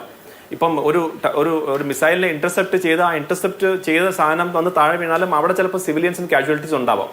അങ്ങനെ വരുമ്പോൾ ഇപ്പൊ എന്താ സംഭവിച്ചിട്ടുള്ളത്? ഇപ്പൊ ഈ രാജ്യങ്ങളെല്ലാം തന്നെ ഇറാന്റെ അഗേൻസ്റ്റ് ആയിട്ട് മാറി. അപ്പൊ അവരെല്ലാരും പറഞ്ഞു ഞങ്ങൾ ഇതിനു വേണ്ടിയുള്ള കാര്യങ്ങൾ, കാരണം ബഹ്റൈനിലും കാഷ്വാലിറ്റീസ് ഉണ്ടായിട്ടുണ്ട്. നോക്കൂ, UAE അവിടെ ഒന്നും ഒരിക്കലും അങ്ങനത്തെ ഉള്ള രീതിയിലൊന്നും വരാത്ത സംഭവം. അബുദാബി പോലുള്ള ഒരു എയർപോർട്ടിൽ വരെ പല രീതിയിലുള്ള അറ്റാക്സ് നടക്കുന്നെന്ന് നമ്മൾ റിപ്പോർട്ട്സ് വരുന്നത്. അപ്പൊ അതാണ് ഞാൻ പറഞ്ഞത്, ഒരു രീതിയിലുള്ള ഒരു എക്സിറ്റ് സ്ട്രാറ്റജി ആലോചിക്കാതെ എടുത്ത ഒരു തീരുമാനമാണോ എന്നുള്ളൊരു ഡൗട്ടാണ് എൻ്റെ പറഞ്ഞത്. അല്ലാതെ അവർക്ക് തിരിച്ചടിക്കാനുള്ള അധികാരം അവർക്കുണ്ട്, ഇറാനുണ്ട്, എന്തുകൊണ്ടില്ല. പക്ഷെ അവർ ചെയ്തത് ഇനിയിപ്പം എന്താ പറ്റുന്നത്, ഈ രാജ്യങ്ങളെല്ലാം അതർവൈസ് ന്യൂട്രലായിട്ട് നിന്നാണ് അവർ. പക്ഷെ അവരെ രാജ്യത്തിലേക്ക് അറ്റാക്ക് ചെയ്തെന്നുള്ള രീതിയിലേക്ക് വന്നപ്പം ഇനി അവരും കൂടെ, ഇപ്പൊ സൗദി അറേബ്യയുടെ സ്റ്റേറ്റ്മെന്റ് ഓൾറെഡി വന്നു കഴിഞ്ഞു എന്നാണ് ഞാൻ മനസ്സിലാക്കുന്നത്. അവരെല്ലാ രീതിയിലുള്ള സപ്പോർട്ടും അവരുടെ എല്ലാ കാപ്പബിലിറ്റീസും അത് ഈ ഒരു അറ്റാക്കിന് വേണ്ടി അവർ കൊടുക്കുമെന്നുള്ള നിലയിലേക്ക് ഉള്ള സ്റ്റേറ്റ്മെന്റ് വന്നു. അപ്പം ഈ സമയത്ത് നിങ്ങൾ ഇസ്രായേലിനെയും US-ന്റെയും മിലിറ്ററി ടാർഗറ്റ്സിനെ മാത്രമായിട്ട് നിങ്ങൾ കേന്ദ്രീകരിച്ച് നിന്നിരുന്നെങ്കിൽ, നിങ്ങൾ ഈ ഗൾഫ് രാജ്യങ്ങൾ ന്യൂട്രലായിട്ട് അല്ലെങ്കിൽ ഏതെങ്കിലും ഒരു രീതിയിലേക്കുള്ള സപ്പോർട്ട് എന്നുള്ള നിലയിലേക്ക് വരാനുള്ള സാധ്യത ഉണ്ടായിരുന്നു. പക്ഷെ അത് കണക്കാക്കാതെ അവർ വലിയ രീതിയിലുള്ള ഒരു തിരിച്ചടി എന്നുള്ള നിലയിലേക്ക് പോയപ്പം ആ സാധ്യത അവിടെ ഇല്ലാതാവുന്നു എന്നാണ് ഞാൻ പറയാൻ ഉദ്ദേശിച്ചത്. സാധാരണ യുദ്ധമുണ്ടാകുമ്പോൾ നമ്മൾ നോക്കി കാണാറാണ്. ഏതോ നാട്ടിൽ യുദ്ധം നടക്കുന്നു, നമുക്ക് എന്താ എന്നുള്ളൊരു ആറ്റിറ്റ്യൂഡ് പലർക്കും ഉണ്ടാകും. പക്ഷേ ഇതങ്ങനെയല്ല. നമ്മുടെ കേരളത്തിലെ കാര്യം മാത്രം എടുത്തു നോക്കൂ. നമുക്ക് പരിചയമുള്ള ദുബായിലും ഷാർജയിലും കുവൈറ്റിലും ബഹ്റൈനിലും ഒക്കെ ജോലി ചെയ്യുന്ന എത്ര സുഹൃത്തുക്കൾ, എത്ര കുടുംബാംഗങ്ങൾ, നമുക്ക് പ്രിയപ്പെട്ട മനുഷ്യർ എത്രത്തോളം ഉണ്ടാകും. അപ്പോൾ വലിയ ആശങ്കയുണ്ട് ഇന്ന് കേരളത്തിലെ ഓരോ വീടുകളിലും. നമുക്കപ്പം നിസാർ തളങ്കര, ഷാർജ ഇന്ത്യൻ അസോസിയേഷന്റെ പ്രസിഡന്റ് കൂടിയാണ് അദ്ദേഹം നമുക്കപ്പം ചേരുന്നുണ്ട്. നിസാർ, വലിയ ആശങ്കയുണ്ട്. കാരണം ഈ പറഞ്ഞതുപോലെ നമുക്കൊക്കെ ഇഷ്ടമുള്ള, നമുക്കൊക്കെ പ്രിയപ്പെട്ട മനുഷ്യരുള്ള, എത്രയോ അധികമുള്ള കേരളത്തിന്റെ നെടുന്തോണായി നിൽക്കുന്ന പ്രവാസികൾ എത്രയോ അധികം ആളുകളുള്ള നാടിലാണ്, ഗൾഫിലാണ് ഇപ്പോൾ ഈ യുദ്ധഭീതിയുള്ളത്. എന്താണ് അവിടുത്തെ സാഹചര്യം? ഏകദേശം 50 ലക്ഷം ഇന്ത്യക്കാരുള്ള പ്രദേശമാണ് ഈ യുണൈറ്റഡ് അറബ് എമിറേറ്റ്സ് എന്ന് പറയുന്നത്. മൊത്തം ഗൾഫ് എടുത്താൽ ഏകദേശം ഒരു 12 മില്യണോളം ജനങ്ങൾ താമസിക്കുന്നുണ്ട്. ഇന്നലെ രാത്രി വരെ ഉണ്ടായിരുന്ന ആശങ്ക ഏതായാലും അത് നല്ല രീതിയിൽ തീരും എന്ന പ്രതീക്ഷയിലായിരുന്നു പ്രവാസികൾ. അങ്ങനെ ഒന്നും ബുദ്ധിമുട്ടുണ്ടാവില്ല. പക്ഷേ ഇന്നത്തോടുകൂടി ആ പ്രതീക്ഷയൊക്കെ അസ്തമിച്ചു. അതോടൊപ്പം വളരെ വിഷമത്തിലൂടെയാണ് ഇന്ന് പല പ്രദേശങ്ങളൊക്കെ പോയിക്കൊണ്ടിരിക്കുന്നത്. UAE സംബന്ധിച്ച് ഇവിടെ അങ്ങനെ നേരിട്ടുള്ള പ്രശ്നങ്ങളൊന്നുമില്ല. എന്നാലും ഇവിടെ കുറെ കോൾസുകൾ ഞങ്ങൾക്ക് വരുന്നുണ്ട്. പല നാടുകളിൽ നിന്നും ഇവിടെ എയർപോർട്ടിലേക്ക് എത്തിയ ആൾക്കാർ, അതിലൊരു കോള് വളരെ ഹൃദയഭേദകമായ ഒരു കോളായിരുന്നു. അത് അദ്ദേഹത്തിന്റെ പിതാവ് മരണപ്പെട്ട്, അച്ഛൻ മരണപ്പെട്ട് സൗദി അറേബ്യയിൽ നിന്ന് ദുബായ് എയർപോർട്ടിലേക്ക് എത്തി അവിടെ നിന്ന് നാട്ടിലേക്ക് പോകാനുള്ള തയ്യാറെടുപ്പിലായിരുന്നു. ആ സമയത്താണ് എയറിലൊക്കെ ബാനൊക്കെ വന്ന് അതൊക്കെ എയർപോർട്ട് അടച്ചത്. അതിനുശേഷം എന്ത് ചെയ്യണം എന്നറിയാതെ അദ്ദേഹം പല വഴികളും നോക്കിക്കൊണ്ടിരിക്കുകയാണ്. ഇപ്പം അങ്ങനെ ഒരുപാട് ആൾക്കാർ എയർപോർട്ടുകളിൽ സ്റ്റാൻഡായി കിടക്കുന്നുണ്ട് എന്നാണ് അറിയാൻ പറ്റിയത്. ഏതായാലും ഈ പരിശുദ്ധ റമദാൻ മാസത്തിൽ ഇങ്ങനൊരു നടപടിയുമായി ലോകരാജ്യം ഇനി ചെയ്യേണ്ടത്, ഈ പരിശുദ്ധ റമദാൻ ചെയ്യേണ്ട കാര്യം, ഇത് ഏതായാലും ഒരു ഇൻസിഡന്റ് ഇപ്പം നടന്നുകൊണ്ടിരിക്കുന്നു. അത് എത്രയും പെട്ടെന്ന് കൂടുതൽ എസ്കലേറ്റ് ആവാതെ, കൂടുതൽ ബുദ്ധിമുട്ടിലേക്ക് പോകാതെ മനുഷ്യരാശിയുടെ സ്നേഹം മുന്നിൽ കണ്ടുകൊണ്ട് നിർത്തലാക്കണം എന്ന് തന്നെയാണ് UAE അടക്കമുള്ള രാജ്യങ്ങളൊക്കെ പറയുന്നത്. അതുകൊണ്ട് ആ തരത്തിൽ ലോകരാജ്യങ്ങളും മീഡിയകളൊക്കെ മുമ്പോട്ട് പോകണം എന്ന് തന്നെയാണ് ഞങ്ങൾക്ക് പ്രവാസികൾക്കും പറയാനുള്ളത്. നിങ്ങൾക്കിപ്പം അവിടെ, എനിക്കറിയാം ഷാർജയിൽ അത്ര വലിയൊരു ഭീതിയുള്ള സിറ്റുവേഷൻ ഇല്ല, പക്ഷെ എന്നാലും മറ്റ് പലയുള്ള ഇടങ്ങളിലുള്ള ആളുകളുമായി താങ്കൾ സംസാരിച്ചു കാണുമല്ലോ. എന്തെങ്കിലും മുന്നറിയിപ്പുകൾ ആ രീതിയിൽ എന്തൊക്കെയാണ് ഇപ്പോൾ ഭരണകൂടത്തിന്റെ ഭാഗത്ത് നിന്ന് അവിടെയുള്ള ആളുകൾക്ക് നൽകിയിട്ടുള്ളത്? അല്ല, അങ്ങനെ സ്വാഭാവികമായിട്ടും എടുക്കേണ്ട നടപടിക്രമങ്ങൾ ഞങ്ങൾ എടുക്കുന്നത്. നാളെ ഷാർജ ഇന്ത്യൻ അസോസിയേഷന്റെ ഏകദേശം 7000-ഓളം ആൾക്കാർ ഉണ്ടാവേണ്ട ഒരു ഇഫ്താർ വിരുന്ന് ഞങ്ങൾ ഒരുക്കിയിരുന്നു, ഇഫ്താർ മീറ്റ്. അത് ഞങ്ങളിപ്പോൾ തൽക്കാലം ഞങ്ങൾ തന്നെ പോസ്റ്റ്പോൺ ചെയ്തിട്ടുണ്ട്. അത് പ്രത്യേക നിർദ്ദേശപ്രകാരമൊന്നുമല്ല, ഞങ്ങൾ സ്വയം തീരുമാനിച്ചത് കൊണ്ട്. അത് ഈ ലോജിക്കായിട്ട് തീരുമാനിക്കുകയാണെങ്കിൽ നാളെ നടക്കുന്നത് അത്ര ശരിയല്ല, ഒരു ലാസ്റ്റ് മൊമെന്റ് ക്യാൻസലേഷൻ വേണ്ട എന്ന് പറഞ്ഞത് കൊണ്ടാണ് ഞങ്ങൾ അത് ക്യാൻസൽ ചെയ്തത്. അത് പിന്നെ ദിവസത്തേക്ക് പോസ്റ്റ്പോൺ ചെയ്തു. ഏതായാലും മറ്റുള്ള പ്രദേശങ്ങളിലും ഒക്കെ അങ്ങനെ തന്നെയാണ് നടക്കുന്നത്. പല പ്രദേശത്തും നടക്കേണ്ട ഗാദറിങ്സ്, ഇഫ്താർ മീറ്റുകളൊക്കെ പലതും മാറ്റിവെച്ചിട്ടുണ്ട് എന്നാണ് വിവരം കിട്ടിയുള്ളത്. അതുകൂടാതെ ചില സ്ഥലങ്ങളിൽ വീടിന്റെ അകത്ത് തന്നെ കഴിയുക, കൂടുതൽ പുറത്തുനിന്ന് പോകരുത്, ഗാദറിംഗ് ഒഴിവാക്കണം എന്നൊരു നിർദ്ദേശം കൂടി അധികൃതരുടെ ഭാഗത്തു നിന്നുണ്ടായിട്ടുള്ളതായിട്ട് വിവരം കിട്ടിയിട്ടുണ്ട്. അല്ലാതെ ഭീതിജനകമായ പ്രശ്നമൊന്നും യുണൈറ്റഡ് അറബ് എമിറേറ്റ്സിൽ ഇല്ല. എന്നാലും എല്ലാവരും ഒരു അലേർട്ടായിട്ട് ഇരിക്കാൻ വേണ്ടിയിട്ട് ഉത്തരവാദിത്തപ്പെട്ടവർ പറഞ്ഞിട്ടുണ്ട്. ശരി, ശ്രീ ജോസഫ് ആന്റണി, ഇന്ന് നമ്മുടെ മുന്നിലേക്ക് ഇങ്ങനെ ഒരു സംയുക്ത ആക്രമണം നടത്തിയെന്ന് ട്രംപ് തന്നെയാണ് വന്ന് പറഞ്ഞത്. ആ 8 മിനിറ്റ് ദൈർഘ്യമുള്ള വീഡിയോയിൽ പല കാര്യങ്ങളൊക്കെ പറയുന്നുണ്ട്. പണ്ട് പിന്നെ ഇറാൻ ഒരു ഭീഷണിയാണ്, അപ്പൊ ഞങ്ങൾക്ക് ഭീഷണിയുള്ള രാജ്യത്തെ ഇല്ലാതാക്കും എന്നൊക്കെ പറയുന്നുണ്ട്. അത് കഴിഞ്ഞ ഇറാൻ ജനതയോട് ഞങ്ങൾക്കൊപ്പം നിൽക്കൂ, ഭരണമാറ്റത്തിന് ഞങ്ങൾക്കൊപ്പം നിൽക്കൂ എന്ന് ആഹ്വാനം ചെയ്യുന്നുകൂടിയുണ്ട് ട്രംപ്. അത് മാത്രമല്ല, ഈ ഒരു നോബിൾ മിഷനാണ് ഈ യുദ്ധം, ഒരു നോബിൾ മിഷനാണ്. ആ 2 വാക്കുകൾ ഈ ഒരു യുദ്ധത്തിന്റെ കൂടെ ഒരു ഘട്ടത്തിലും ചേർക്കാൻ കഴിയാത്ത വാക്കാണ് നോബിൾ. ഒരു പുണ്യ പ്രവൃത്തിയാണെന്നാണ് ട്രംപ് അവകാശപ്പെടുന്നത്. ഞാനൊരു വാചകം പറഞ്ഞാൽ അത് പൊളിറ്റിക്കലി കറക്റ്റ് ആകുമെന്ന് സംശയമുണ്ടെങ്കിൽ പോലും അത് പറയാതിരിക്കാൻ നിർവാഹമില്ല. ആ വാചകം ഇതൊക്കെയാണ്, വാസവദത്തയുടെ ചാരിത്ര്യ പ്രസംഗം എന്ന് പറയും ഇതിന്. ഞാനത് പറയാൻ കാര്യം, ഇന്ന് ഈ കാണുന്ന ഇറാന്റെ ഈ അവസ്ഥയിൽ എത്തിച്ച ആരാണ്? 1951 പ്രധാനമന്ത്രിയായിട്ട് അധികാരത്തിൽ വന്നു മുഹമ്മദ് മൊസാദക് എന്ന് പറയുന്ന ഒരാൾ ഇറാനിൽ. ആ ഇറാനിൽ അയാൾ അധികാരത്തിൽ വന്നപ്പോൾ എന്താ ചെയ്തത്? ജനാധിപത്യപരമായി ഉള്ള ഒരു ഭരണ സംവിധാനമായിരുന്നു അത്. ആ സംവിധാനത്തിൻ്റെ പ്രധാനമന്ത്രിയായി വന്ന മുഹമ്മദ് മൊസാദക്ക് നോക്കിയപ്പോൾ ഇറാനാണ് UK ബ്രിട്ടനാണ് ഇറാന്റെ എണ്ണ സമ്പത്ത് മുഴുക്കെ കൊണ്ടുപോയിക്കൊണ്ടിരിക്കുന്നത്. അതുകൊണ്ട് അതിൻ്റെ ഗുണമൊന്നും ഇറാനിലെ ജനങ്ങൾക്ക് ലഭിക്കുന്നില്ല എന്ന് മനസ്സിലാക്കിയപ്പോൾ അദ്ദേഹം എന്ത് ചെയ്തു? അദ്ദേഹം അതിനെ നാഷണലൈസ് ചെയ്തു, ദേശസാൽക്കരിച്ചു. അതിൻ്റെ ഗുണം ഇറാനിലെ ജനങ്ങൾക്കാണ് കിട്ടേണ്ടതെന്ന് തീരുമാനിച്ച മുഹമ്മദ് മൊസാദക്ക് എന്ന് പറയുന്ന ഇറാനിയൻ പ്രധാനമന്ത്രി അതിനെ ദേശസാൽക്കരിച്ചപ്പോൾ എന്താ ചെയ്തത്? അന്ന് UK ആയിരുന്നു, ബ്രിട്ടൻ ആയിരുന്നു അതിൻ്റെ ഗുണം കിട്ടിക്കൊണ്ടിരുന്നത്. ആ UK ഉടനെ അമേരിക്ക എടുത്തു എന്ന് പറഞ്ഞു. ഇദ്ദേഹം നാഷണലൈസ് ചെയ്തിരിക്കുകയാണ്, നമുക്ക് കിട്ടേണ്ട സമ്പത്ത് മുഴുക്കെ ഇദ്ദേഹം എടുത്തിരിക്കുകയാണെന്ന് പറഞ്ഞിട്ട് ഈ UK-യുടെ MI6ഉം അമേരിക്കയുടെ CIA-യും ചേർന്ന് മുഹമ്മദ് മൊസാദക്കിനെ 1953 അട്ടിമറിച്ചു. 1953 അട്ടിമറിച്ചതിന് ശേഷമാണ് ഏകാധിപതിയായിട്ട് ഭരിക്കാനായിട്ട് റസാ പഹ്ലവി എന്ന് പറയുന്ന രാജാവിന് പൂർണ്ണമായും ഏകാധിപതിയായിട്ട് ഭരിക്കാനുള്ള അവകാശം അമേരിക്ക ഉണ്ടാക്കി കൊടുത്തത്. ആരാ അപ്പൊ കുറ്റവാളി? അതായത് ജനാധിപത്യപരമായി നടന്നുകൊണ്ടിരുന്ന ഒരു രാജ്യത്തിന്റെ സമ്പത്ത് ആ രാജ്യത്തിലെ ജനങ്ങൾക്ക് നൽകണമെന്ന് പറഞ്ഞിരുന്നത് പ്രധാനമന്ത്രി അട്ടിമറിച്ചത് അമേരിക്കയാണ്. ആ അമേരിക്ക അട്ടിമറിച്ച് ഈ റസാ പഹ്ലവിക്ക് ഏകാധിപത്യമായി ഭരിക്കാനുള്ള അവകാശം കൊടുത്തതിന്റെ ഫലമായിട്ടാണ് അവിടെ ഇസ്ലാമിക് റവല്യൂഷൻ നടന്നത്. ആ റവല്യൂഷനാണ് 1953 അവർ നടത്തിയ അട്ടിമറിയാണ് ഇന്നത്തെ ഈ അവസ്ഥയിലേക്ക് ഇറാനെ കൊണ്ട് എത്തിച്ചത്. എന്ന് മാത്രമാണോ? ഒരു രാജ്യത്തിനുള്ളിൽ ആ രാജ്യത്തിന്റെ പരമാധികാരത്തിനുള്ളിൽ നിന്നുകൊണ്ട് ആ രാജ്യം ഭരിക്കാനുള്ള അവകാശം ആർക്കാ? ആ രാജ്യത്തിന്റെ ഭരണകൂടത്തിനാ. നമുക്കറിയാം, എല്ലാം അറിയാമല്ലോ, ഈ ലോകത്തിലെ ഏറ്റവും അധികം ഏകാധിപതികളെയും പട്ടാള ഭരണാധികാരികളെയും പോറ്റി വളർത്തുന്ന ഏതാ? അമേരിക്ക എന്ന് പറയുന്ന രാജ്യമാണ്. ആ അമേരിക്ക എന്ന് പറയുന്ന രാജ്യത്തിന്റെ കീഴിൽ ഈജിപ്തിലുള്ള ഭരണാധികാരികൾ ഏകാധിപതികളെ പോലെ ജനങ്ങളെ വെടിവെച്ചും അല്ലാതെയും കൊന്നത് എത്രയോ ഭരണാധികാരികൾ. ജനാധിപത്യപരമായി തെരഞ്ഞെടുക്കപ്പെട്ട കോങ്കോയിലെയും മറ്റ് ആഫ്രിക്കൻ രാജ്യങ്ങളിലെയും ലുമുംബായെ പോലുള്ള ആളുകളെ അട്ടിമറിച്ച് കൊന്നത്, ചിലിയിലെ അലണ്ടയെ അട്ടിമറിച്ച് 1973 അട്ടിമറിച്ചത്, ഇതെല്ലാം ചെയ്താരാ?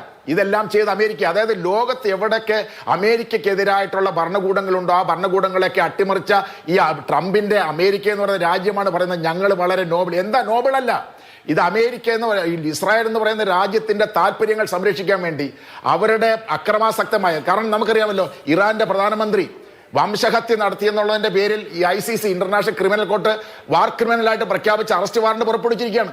അതായത് ഒരു രാജ്യത്തിനെതിരെ വംശഹത്യ നടത്തി അത് ഇപ്പോഴും തുടർന്നുകൊണ്ടിരിക്കുന്നു. ഈ എന്താണ് സീസ് ഫയർ നിലനിൽക്കുന്നെങ്കിലും അതിനുശേഷം 700ഓളം പേരെ കൊന്നു കഴിഞ്ഞു. അപ്പൊ എന്ത് സീസ് ഫയർ ആണ് അവിടെ ഉള്ളത് എന്ന് പറഞ്ഞാൽ ഒരു ഇന്റർനാഷണൽ ഗാങ്സ്റ്റർ, അതായത് അന്തർദേശീയമായ എല്ലാ നിയമങ്ങളെയും ലംഘിച്ചുകൊണ്ട് നടത്തുന്ന ആക്രമണങ്ങൾ നടത്തുന്ന ഇസ്രായേലിന്റെ ഒരു ബെഞ്ചമിൻ നെതന്യാഹു എന്ന് പറയുന്ന ഭരണാധികാരിയെ സംരക്ഷിക്കുന്നതിന് വേണ്ടിയുള്ള നടപടികളാണ് ചെയ്തിരിക്കുന്നത്. അതല്ലാതെ ഇതിന്റെ പിന്നിൽ യാതൊരു കാര്യമില്ല. എന്ന് മാത്രമല്ല, ഒരു കാര്യം കൂടെ പറയാം. ഈ ചർച്ചയെ കുറിച്ച് പറഞ്ഞല്ലോ, ചർച്ച എങ്ങനെയാ തുടങ്ങിയത്? ചർച്ച ഇറാന്റെ ആണവ പദ്ധതി അവസാനിപ്പിക്കുക എന്ന് പറഞ്ഞിട്ടാണ് ചർച്ച തുടങ്ങിയത്. റൈറ്റ്? അങ്ങനെ ചർച്ചകൾ തുടങ്ങി. ചർച്ച തുടങ്ങിയപ്പോൾ ഈ ഗോൾ പോസ്റ്റ് മാറ്റുക എന്ന് പറയുന്നത് പോലെ പിന്നെ അവരൊരു കാര്യം മുമ്പോട്ട് വെച്ചു. എന്താ പറയുന്നത്? നിങ്ങൾ ബാലിസ്റ്റിക് മിസൈലുകൾ നിർമ്മിക്കുന്നത് അവസാനിപ്പിക്കണം, ബാലിസ്റ്റിക് മിസൈലുകൾ പൂർണ്ണമായി ഒഴിവാക്കണം. രണ്ടാമത് പുതിയതായ നിർദ്ദേശമാണ് വെച്ചത്. പിന്നെ അതുകൊണ്ട് തീർന്നോ? മൂന്നാമത് പറഞ്ഞു നിങ്ങൾ നിങ്ങളുടെ സഖ്യകക്ഷികളെ സഹായിക്കുന്നത് നിർത്തണം. ഇത് അതായത് ആണവ പദ്ധതിയുടെ പേരിൽ ചർച്ച തുടങ്ങിയിട്ട് 3 പുതിയ കണ്ടീഷൻസ് കൂടി കൊണ്ടുവച്ചു. അവർ പറഞ്ഞു ഞങ്ങളുടെ ആണവ പദ്ധതി സമാധാനത്തിനുള്ളതാണ്, ഞങ്ങൾ ആണവായുധം നിർമ്മിച്ചിട്ടില്ല, ഞങ്ങൾ എൻറിച്ച് ചെയ്ത യുറേനിയം അത് താഴേക്ക് കൊണ്ടുവന്നിട്ട് സമാധാനപരമായ ആവശ്യങ്ങൾക്ക് തയ്യാറാണ്, ഇൻസ്പെക്ടർമാരെ ഞങ്ങൾ അവിടെ എല്ലാ കേന്ദ്രങ്ങളിലേക്കും അയക്കാൻ ഞങ്ങൾ തയ്യാറാണ്. ഇതൊക്കെ പറഞ്ഞു കഴിഞ്ഞ് ഈ ഒമാൻ പ്രധാനമന്ത്രി അമേരിക്കൻ ഭരണകൂടത്തെ കാണാനായിട്ട് ഇരിക്കുമ്പോഴാണ് ഈ ആക്രമണം നടത്തിയത്. മടങ്ങി വരാം. നമുക്കിപ്പം ഇപ്പോൾ ഇസ്രയേലിൽ ജോലി ചെയ്യുന്ന മലയാളിയായ നഴ്സ് മനീഷ നമുക്കിപ്പം ചേരുന്നുണ്ട്. മനീഷ ഓക്കെ ആണോ? എന്താണ് അവിടുത്തെ സാഹചര്യം? ഇപ്പോൾ ഞങ്ങൾ സേഫാണ്, ഞങ്ങളിപ്പോൾ പ്രശ്നമൊന്നുമില്ല. ഇന്ന് രാവിലെ വെളുപ്പിനെയാണ് ഞങ്ങൾക്ക് ഫസ്റ്റ് സൈറൻ വരുന്നത്. അത് ഞങ്ങൾക്കൊരു എമർജൻസി സൈറൻ, നിങ്ങളെല്ലാം സേഫ് ആയിട്ടിരിക്കണം എന്നുള്ളൊരു സൈറനാണ് ഞങ്ങൾക്ക് വന്നേ. പക്ഷെ പലർക്കും അത് മനസ്സിലായിട്ടില്ല. അത് കഴിഞ്ഞ് നമ്മുടെ ഫാമിലി അല്ലെങ്കിൽ നമുക്ക് വേർപെട്ടവർ നമുക്ക് ഇൻഫോം ചെയ്തേക്കുന്നതാണ് നിങ്ങൾ സേഫ് ആയിട്ടിരിക്കണം, പുറത്തിറങ്ങരുത് എന്ന് പറഞ്ഞേക്കണേ. അത് കഴിഞ്ഞ് കുറച്ച് സൈറനുകൾ നമുക്ക് ഇറാനിൽ നിന്നുള്ള മിസൈൽ ആക്രമണം നമുക്ക് വന്നിട്ടുണ്ട്. അങ്ങനെയാണ് അറിയാൻ കഴിഞ്ഞേക്കുന്നത്. മനീഷ നിൽക്കുന്ന സ്ഥലത്തിനടുത്ത് ആണോ മിസൈലുകൾ വീണത്? എല്ലാ സ്ഥലത്തും ഇപ്പൊ നമ്മള് സൗത്ത്, നോർത്ത്, അങ്ങനെ എല്ലാ പ്രദേശങ്ങളിലും വന്നിട്ടുണ്ട്. ഞാൻ നിൽക്കുന്ന നോർത്ത് ഭാഗത്താണ്, അക്കോ എന്ന ഭാഗത്താണ് ഞാൻ നിൽക്കുന്നത്. അത് ലെബനോൺ ബോർഡർ ആണ്. അതല്ലാണ്ട് ടെലവീവ്, സൗത്ത് അഷ്കലോൺ, ജെറുസലേം എല്ലാ ഭാഗത്തും വന്നിട്ടുണ്ട്. അപ്പം നിങ്ങൾക്ക് എന്തെങ്കിലും നിർദ്ദേശങ്ങളൊക്കെ അവിടെ ലഭ്യമാകുന്നുണ്ടോ? പുറത്തിറങ്ങരുത്, വീടുകളിൽ തന്നെ താമസിക്കണം, ബംഗലുകളിലേക്ക് മാറണം, അങ്ങനെ എന്തെങ്കിലും നിർദ്ദേശങ്ങളൊക്കെ നൽകുന്നുണ്ടോ? നമ്മുടെ ഫാമിലി, ഞാൻ വർക്ക് ചെയ്യുന്നൊരു കിബോർഡ്സ്, അതായത് ഒരു കിബോർഡ്സിലാണ് വർക്ക് ചെയ്യുന്നത്. നമുക്ക് അവിടുത്തെ കിബോർഡ്സിലെ മാനേജർ നമ്മുടെ ഫാമിലി അവർ പറയുന്നുണ്ട് നിങ്ങളേക്ക് പുറത്തേക്ക് ഇറങ്ങണ്ട, അത്യാവശ്യ ഘട്ടങ്ങളിലേക്ക് മാത്രം നമ്മൾ ഇറങ്ങിയാൽ മതി. നമുക്ക് അത്യാവശ്യ കാര്യങ്ങളെല്ലാം നമ്മുടെ വീടുകളിലുണ്ട്, ഫുഡ് കാര്യങ്ങളെല്ലാം ഉണ്ടല്ലോ. പിന്നെ നമ്മൾ നോക്കുന്ന എംപ്ലോയറെ നമ്മൾ ബംഗറിലേക്ക് മാറ്റിയിട്ടുണ്ട്. ശരി ശരി, വളരെ അധികം നന്ദി സംസാരിച്ചതിന് മനീഷ്. സേഫ് ആയിട്ടിരിക്കും. കേണൽ ഡിന്നി, നമ്മളിപ്പോൾ നമ്മുടെ മുന്നിലേക്ക് ഒരു പുതിയ പ്രതികരണം വരുന്നുണ്ട്. അത് ഇറാൻ റവല്യൂഷണറി ഗാർഡ് കോർപ്സിന്റെ ജനറൽ ഇബ്രാഹിം ജബ്ബാരിയുടെ ഭാഗത്തു നിന്നുള്ള ഒരു പ്രതികരണമാണ്. ട്രംപിനുള്ള മുന്നറിയിപ്പാണ്. ഇതുവരെ, അതായത് ഇന്നിപ്പോൾ ഈ ഗൾഫ് രാജ്യങ്ങളിലൊക്കെ ഞങ്ങൾ പ്രയോഗിച്ചത് ഞങ്ങളുടെ സ്റ്റോക്ക് പൈലിലുള്ള ആയുധങ്ങൾ മാത്രമാണ്. നാളെ മുതൽ അമേരിക്ക ഇതുവരെ കാണാത്ത, ലോകം ഇതുവരെ കാണാത്തുള്ള ആയുധങ്ങൾ ഉപയോഗിക്കുമെന്ന്, അതായത് ഇന്നോ നാളെയോ ഇത് അവസാനിക്കുന്നില്ല എന്നുള്ള സൂചന ഇറാന്റെ ഭാഗത്തു നിന്ന് വളരെ ക്ലിയർ ആണ്. ട്രംപ് അത് നേരത്തെ തന്നെ നൽകി കഴിയുകയും ചെയ്തു. നോക്കൂ, ഇത് യുദ്ധം തുടങ്ങിക്കഴിഞ്ഞാൽ ഇതുപോലത്തെ ഒരു പോസ്ചറിങ് എന്ന് വേണമെങ്കിൽ പറയാം, അല്ലെങ്കിൽ ഇതുപോലത്തെ ചില സ്റ്റേറ്റ്മെന്റ്സ് അത് അങ്ങോട്ടും ഇങ്ങോട്ടും ഒക്കെ നമ്മൾ സാധാരണ രീതിയിൽ തന്നെ കേൾക്കുന്ന കാര്യമാണ്. ഇപ്പം യുദ്ധം തുടങ്ങിയ സമയത്ത് തന്നെ ഡൊണാൾഡ് ട്രംപ് പറഞ്ഞ കാര്യങ്ങളും യുദ്ധത്തിന് മുമ്പ് ഖമേനി പറഞ്ഞ കാര്യവും ഇപ്പം ഈ പറഞ്ഞ സ്റ്റേറ്റ്മെന്റ്സ് എല്ലാം ആ രീതിയിൽ നമ്മൾ കണ്ടാൽ മതി. കാരണം ഇത് 2-3 കാര്യങ്ങളാണ് ഇതിനകത്തുള്ളത്. ഒന്ന്, അവരുടെ ഡൊമസ്റ്റിക് ഓഡിയൻസിന് വേണ്ടിയുള്ള ഒരു കാര്യമാണ്. അതായത് നമ്മളെല്ലാം നല്ല രീതിയിൽ ഫൈറ്റ് ചെയ്യുന്നുണ്ട്, അല്ലെങ്കിൽ ഒരു രീതിയിലുള്ള നമുക്ക് തിരിച്ചടി കിട്ടിയില്ല എന്നുള്ളൊരു ബോധ്യപ്പെടുത്താൻ വേണ്ടിയും. രണ്ടാമതായിട്ട് ഇന്റർനാഷണൽ ഓഡിയൻസിന് വേണ്ടി നമ്മൾ തന്നെ അതിനെ ചർച്ച ചെയ്യുന്നതിൻ്റെ അർത്ഥം അത് ഇന്റർനാഷണൽ ഓഡിയൻസിലേക്ക് എത്തുകയാണ്. ഇറാൻ ഒരു കാരണവശാലും പിന്നോട്ട് പോകുന്നില്ല എന്നുള്ള ഒരു ഇത് വരാൻ വേണ്ടിയാണ്. പക്ഷെ കുറച്ചുകൂടി നമ്മൾ റിയലിസ്റ്റിക് ആയിട്ട് കാണുകയാണെങ്കിൽ ഇത് എങ്ങനെ മുന്നോട്ട് പോകും, അല്ലെങ്കിൽ ഇത് എന്താ നടക്കാൻ പോകുന്നത് എന്നുള്ളത് വിചാരിക്കുകയാണെങ്കിൽ 2 ഓപ്ഷൻസ് ആണ് ഞാൻ കാണുന്നത്. ഒന്ന്, അമേരിക്ക വിശ്വസിക്കുന്ന അല്ലെങ്കിൽ അമേരിക്ക ആഗ്രഹിക്കുന്ന പോലെ ഒരു 5-6 ദിവസം കൊണ്ട് സകല രീതിയിലുള്ള മിലിറ്ററി ഡോമിനൻസ് ചെയ്ത് അവിടുത്തെ ലീഡർഷിപ്പിനും ഇല്ലാതാക്കി. ഇപ്പൊ തന്നെ ഈ അറ്റാക്കിനെ തുടങ്ങിയത് അവർ ഈ 2 കാര്യങ്ങളാണ്. പിന്നെ ഒരു ഷിയ ഭരിക്കുന്ന ഒരു രാജ്യമില്ല. അങ്ങനെ അതൊരു സാധ്യമായ കാര്യമാണോ? അവർ ലാസ്റ്റ് മൊമെന്റ് വരെ, ലാസ്റ്റ് മിനിറ്റ് വരെ അവർ ഫൈറ്റ് ചെയ്യില്ലേ? ഞാൻ അങ്ങനെ അല്ലല്ലോ പറഞ്ഞത്. ഞാൻ അങ്ങനെ അവർ കീഴടങ്ങുന്നതാണോ ഞാൻ പറഞ്ഞു. ഞാൻ അമേരിക്ക ആഗ്രഹിക്കുന്ന കാര്യമാണ്. അത് നടക്കോ ഇല്ലെന്നുള്ളത് അത് പിന്നീടുള്ള കാര്യമല്ല. അമേരിക്ക എങ്ങനെയാണ് ഈ ഓപ്പറേഷനിൽ പോകുന്നത്, എന്താണ് അവരുടെ ഒരു യുദ്ധത്തിലേക്ക് പോകുമ്പോൾ അവർക്ക് ഒരു ഒബ്ജക്റ്റീവ്സ് കാണുമല്ലോ. ആ ഒബ്ജക്റ്റീവ്സിനെ കുറിച്ച് അത് എന്റെയും അങ്ങയുടെയും ആഗ്രഹമല്ല അത്. പക്ഷെ അത് ഒബ്ജക്റ്റീവ്സ് ആണ്. അത് എന്താണ് അവർ ആഗ്രഹിക്കുന്നത്. അപ്പോൾ അത് വെച്ചല്ലേ നമുക്ക് സംസാരിക്കാൻ പറ്റും, അല്ലെങ്കിൽ നമുക്ക് അനാലിസിസ് ചെയ്യാൻ പറ്റില്ലല്ലോ. അപ്പോൾ അവരുടെ ഒബ്ജക്റ്റീവ് എന്ന് വെച്ച് കഴിഞ്ഞാൽ അവിടെ ഒരു ഭരണം കൊണ്ടുവരാനുള്ള ഒരു കാര്യമാണ്. അത് നടക്കോ ഇല്ലെന്നുള്ളത് നമുക്ക് ആർക്ക് പ്രവചിക്കാൻ പറ്റത്തില്ല. അത് ചിലപ്പോൾ നടക്കത്തില്ല. അത് പിന്നീടുള്ള ദിവസമില്ല. പക്ഷേ ഇതൊക്കെയാണ് അവരുടെ ഒബ്ജക്റ്റീവ്. ഒരു യുദ്ധത്തിലേക്ക് പോകുമ്പോൾ എല്ലാ സേനകളും ഒബ്ജക്റ്റീവ്സ് കാണും. അതിന്റെ ഒരു ഒബ്ജക്റ്റീവ് എന്ന് വെച്ച് കഴിഞ്ഞാൽ അവിടുത്തെ ഇപ്പോഴത്തെ ലീഡർഷിപ്പിനെ ഇല്ലാതാക്കുക, ഇപ്പോഴത്തെ എയർ ഡിഫൻസ് സിസ്റ്റമും അവിടുത്തെ നേവിയുടെ കാപ്പബിലിറ്റീസും ഇല്ലാതാക്കുക, അവിടെ ആഭ്യന്തരമായിട്ട് ഒരു കലാപം സൃഷ്ടിക്കുക. ഇതൊക്കെയാണ് അമേരിക്ക ലക്ഷ്യം വെക്കുന്നത്. ഇറാനെ സംബന്ധിച്ചുള്ള അവരുടെ ലക്ഷ്യം എന്താണ്? അവരുടെ ലക്ഷ്യം എന്ന് വെച്ചാൽ ഇതിനെ എത്രയും നാളെ നീട്ടിക്കൊണ്ടു പോകാൻ സാധിക്കുക. അവരുടെ ലക്ഷ്യം വെച്ചാൽ മറ്റ് രാജ്യങ്ങൾ, ഇപ്പോൾ ഓൾറെഡി അവർ ഗൾഫ് രാജ്യങ്ങളെയും കൂടെ ഇൻവോൾവ് ആക്കിയിട്ടുണ്ട്. അങ്ങനെ ഒരു ഹൈ കോസ്റ്റ് കൊണ്ടുവരാൻ ശ്രമിക്കുക, അതാണ് അവരുടെ ലക്ഷ്യം. അപ്പൊ ഇത് രണ്ടിന്റെ ഇടയ്ക്ക് ഏറ്റവും കൂടുതൽ അനുഭവിക്കാൻ പോകുന്നത് അല്ലെങ്കിൽ അനുഭവിച്ചുകൊണ്ടിരിക്കുന്നത് സാധാരണക്കാരായിട്ടുള്ള ആളുകളാണ്. അതിനകത്ത് ഇറാന്റെ ആളുകളായാലും ശരി, നമ്മളെ സ്വന്തം പൗരന്മാരായാലും ശരി. ഇപ്പൊ നോക്കൂ, ഓരോരുത്തർക്ക് എയർപോർട്ടിൽ പോയിട്ട് അവർക്ക് തിരിച്ചു വരാൻ പറ്റുന്നില്ല, അല്ലെങ്കിൽ പലർക്കും ജോലിക്ക് പോകാൻ പറ്റുന്നില്ല, പലർക്കും ജീവിതം മാർഗം നഷ്ടപ്പെടാന്നുള്ള രീതിയിലേക്ക് വരുന്നു. അപ്പൊ അങ്ങനെയുള്ള കാര്യങ്ങൾ എപ്പോഴും യുദ്ധത്തിൽ അവസാനം വരുന്നത് ഈ സാധാരണക്കാരാണ്. അപ്പൊ ഇതുകൊണ്ട് പ്രധാനപ്പെട്ട പോയിന്റ് ആണ്. അതായത് ഇപ്പോൾ ഈ യുദ്ധഭീഷണി നിലനിൽക്കുന്ന പശ്ചിമേഷ്യയിൽ ഏകദേശം 80 ലക്ഷത്തിലധികം ഇന്ത്യക്കാരുണ്ട്. ഇസ്രായേലിൽ 20,000, ജോർദാനിൽ 16,000, കുവൈറ്റിൽ 10 ലക്ഷത്തിനടുത്ത്, ഇറാനിൽ 10,000, സൗദി അറേബ്യയിൽ 25 ലക്ഷം, ഖത്തറിൽ 8 ലക്ഷത്തിലധികം, UAE-യിൽ 35 ലക്ഷം ഇന്ത്യക്കാർ ഈ മേഖലയിൽ മാത്രം നിൽക്കുന്നുണ്ട്. ഇന്ത്യക്കാരെ മാത്രം ശ്രദ്ധിച്ചാൽ മതിയെന്നല്ല കേട്ടോ, നമ്മുടെ ഒരു കണക്ക് മാത്രം പറഞ്ഞു എന്നേ ഉള്ളൂ. നമുക്കൊപ്പം ഇപ്പോൾ ടെൽ അവീവിൽ നിന്ന് സോളമൻ മൈലക്കാട് കൂടി ചേരുന്നുണ്ട്. സോളമൻ, സേഫ് ആയിട്ടുള്ള സ്ഥലത്താണോ ഇപ്പോൾ നിൽക്കുന്നത്? സേഫാണ്. ഇവിടെ ഞാനിപ്പോ ടെലവിലാണുള്ളത്. ഇവിടെ ഇപ്പൊ നിലവില് തുടർച്ചയായിട്ട് മിസൈലുകൾ വരുന്നുണ്ട്, മിസൈലുകളും ഡ്രോണുകളും വരുന്നുണ്ട്. അത് ഇവിടുത്തെ അയൺ ഡോം സംവിധാനങ്ങൾ ഉപയോഗിച്ച് അവർ അതിനെ പ്രതിരോധിക്കുന്നുണ്ട്. ചില സ്ഥലങ്ങളിൽ ഒറ്റപ്പെട്ട് വീണതായിട്ട് അറിഞ്ഞിട്ടുണ്ട്. പക്ഷെ കൃത്യമായിട്ടൊരു കൺഫേമായിട്ട് ഇതുവരെ ഒന്നും അതിന്റെ കൂടുതൽ വിവരങ്ങൾ അറിഞ്ഞിട്ടില്ല. പക്ഷെ പൊതുവിൽ ഇവിടെ അങ്ങനെ ഒരു ഭീതിപ്പെടുത്തുന്ന ഒരു പ്രശ്നങ്ങളോ കാര്യങ്ങളോ ഇല്ല. ഏകദേശം ഇപ്പൊ നമുക്കറിയാം ഒരു എനിക്ക് തോന്നുന്നു 1 ലക്ഷത്തിന് മുകളിൽ ഇന്ത്യക്കാരുണ്ട് ഇപ്പൊ ഇസ്രായേലില്. ഇനി അത് കൂടുതലായിട്ട് വരുന്നേ ഉണ്ട്. പക്ഷെ എല്ലാവരും പുതിയതായിട്ട് വന്ന കുറച്ച് പേർക്ക് കുറച്ച് ആശങ്കകളും പേടിയൊക്കെ ഉണ്ട്. പക്ഷെ നമ്മൾ അതൊക്കെ പറഞ്ഞ് മനസ്സിലാക്കുന്നുണ്ട്. ഇപ്പൊ എല്ലാവരും സുരക്ഷിതരാണ്. ഇതുവരെ നമ്മള് ഒരു പ്രശ്നങ്ങളും ഇല്ല ഇവിടെ. ശരി, സേഫ് ആയിട്ടിരിക്കൂ സോളമൻ. ശ്രീ ജോസഫ് ആന്റണി, അവസാനമായി നമുക്കറിയാം 2ാം വട്ടം അധികാരത്തിൽ വന്നപ്പോൾ ട്രംപ് അമേരിക്കൻ ജനതയ്ക്ക് നൽകിയ വാഗ്ദാനങ്ങളിലൊന്ന്, ഏറ്റവും വലിയ വാഗ്ദാനങ്ങളിലൊന്ന്, അമേരിക്കയ്ക്ക് മാത്രമല്ല ലോകത്തിന് നൽകിയത് എല്ലാ യുദ്ധങ്ങളും ഞാൻ അവസാനിപ്പിക്കും, സമാധാനമാണ് എൻ്റെ വലിയ ആഗ്രഹം. അത് ആവർത്തിച്ച് പറഞ്ഞുകൊണ്ടിരുന്നു. യുദ്ധങ്ങൾ അവസാനിപ്പിച്ചതിന് എനിക്ക് നൊബേൽ സമ്മാനം വേണമെന്ന് ഓരോ ദിവസവും മണിക്കൂറിൽ ഒരു തവണ വെച്ച് പറഞ്ഞുകൊണ്ടിരുന്ന ട്രംപാണ് ഇതിപ്പോൾ വെനസ്വേല കഴിഞ്ഞു, ഇതാ ഇപ്പോൾ ഇറാനിലേക്ക് 2ാം തവണ എത്തി നിൽക്കുകയാണ്. ആര്യ, ഒറ്റക്കാര്യം ആലോചിച്ച് നോക്കൂ. ട്രംപ് അധികാരത്തിൽ വരുമ്പോൾ സ്വർണത്തിൻ്റെ ഒരു പവൻ്റെ സ്വർണത്തിൻ്റെ വില ഏതാണ്ട് 70,000 രൂപയായിരുന്നു. ട്രംപ് 1 വർഷം അധികാരം പൂർത്തിയാക്കുമ്പോൾ ഒരു പവൻ സ്വർണത്തിന് 1,23,000 രൂപ ഇന്നായിരിക്കുന്നു. ഇത് ട്രംപിൻ്റെ പിന്നെ ഒന്ന് താരിഫ് നയം മൂലവും മറ്റൊന്ന് നിരന്തരമായി രാജ്യങ്ങൾക്കെതിരെ ആക്രമണം നടത്തുന്ന ഭീഷണി മൂലവും ഉണ്ടായിരിക്കുന്നതാണ് ഒന്ന്. അപ്പോൾ അതൊന്ന്. രണ്ടാമത്തത്, ഇവിടെ പിന്നെ ആര് സൂചിപ്പിച്ച പോലെ 90 ലക്ഷം ഇന്ത്യക്കാർ പശ്ചിമേഷ്യൻ രാജ്യങ്ങളിലുണ്ട്. 30 ലക്ഷം ഇന്ത്യക്കാർ മലയാളികളായിട്ടുള്ളവരുണ്ട്. 135 ബില്യൺ ഡോളർ ഇന്ത്യയിലേക്ക് അവർ എല്ലാ വർഷവും അയക്കുന്നുണ്ട്.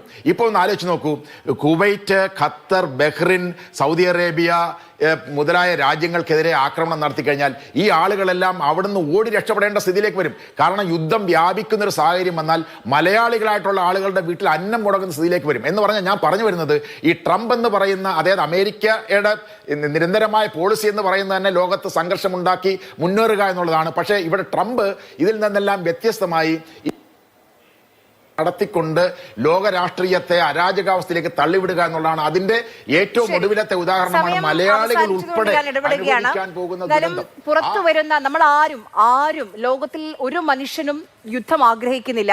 പക്ഷേ പുറത്തേക്ക് വരുന്ന വിവരങ്ങൾ, പുറത്തേക്ക് വരുന്ന കാഴ്ചകൾ, വാർത്തകളെല്ലാം ഈ യുദ്ധം ഈ മണിക്കൂറിൽ അവസാനിക്കുമെന്ന ഒരു സൂചനയും ആ ഒരു ശുഭപ്രതീക്ഷയും നമുക്ക് നൽകുന്നില്ല. പ്രതീക്ഷിക്കാനും പ്രാർത്ഥിക്കാനും മാത്രമേ നമുക്ക് കഴിയുകയുള്ളൂ. കാരണം നമ്മുടെ പ്രിയപ്പെട്ടവർ ഓരോരുത്തരും ഗൾഫ് രാജ്യങ്ങളിലും ഇസ്രയേലിലും ഇറാനിലും ഒക്കെ ജോലി ചെയ്യുന്ന എത്രയോ മനുഷ്യരുണ്ട്, അവിടെയുള്ള പിഞ്ചു കുഞ്ഞുങ്ങളുണ്ട്. അപ്പോൾ അവർക്ക് വേണ്ടി പ്രതീക്ഷിക്കാം ഈ യുദ്ധവെറി എത്രയും പെട്ടെന്ന് അവസാനിക്കുമെന്ന്. നമസ്കാരം.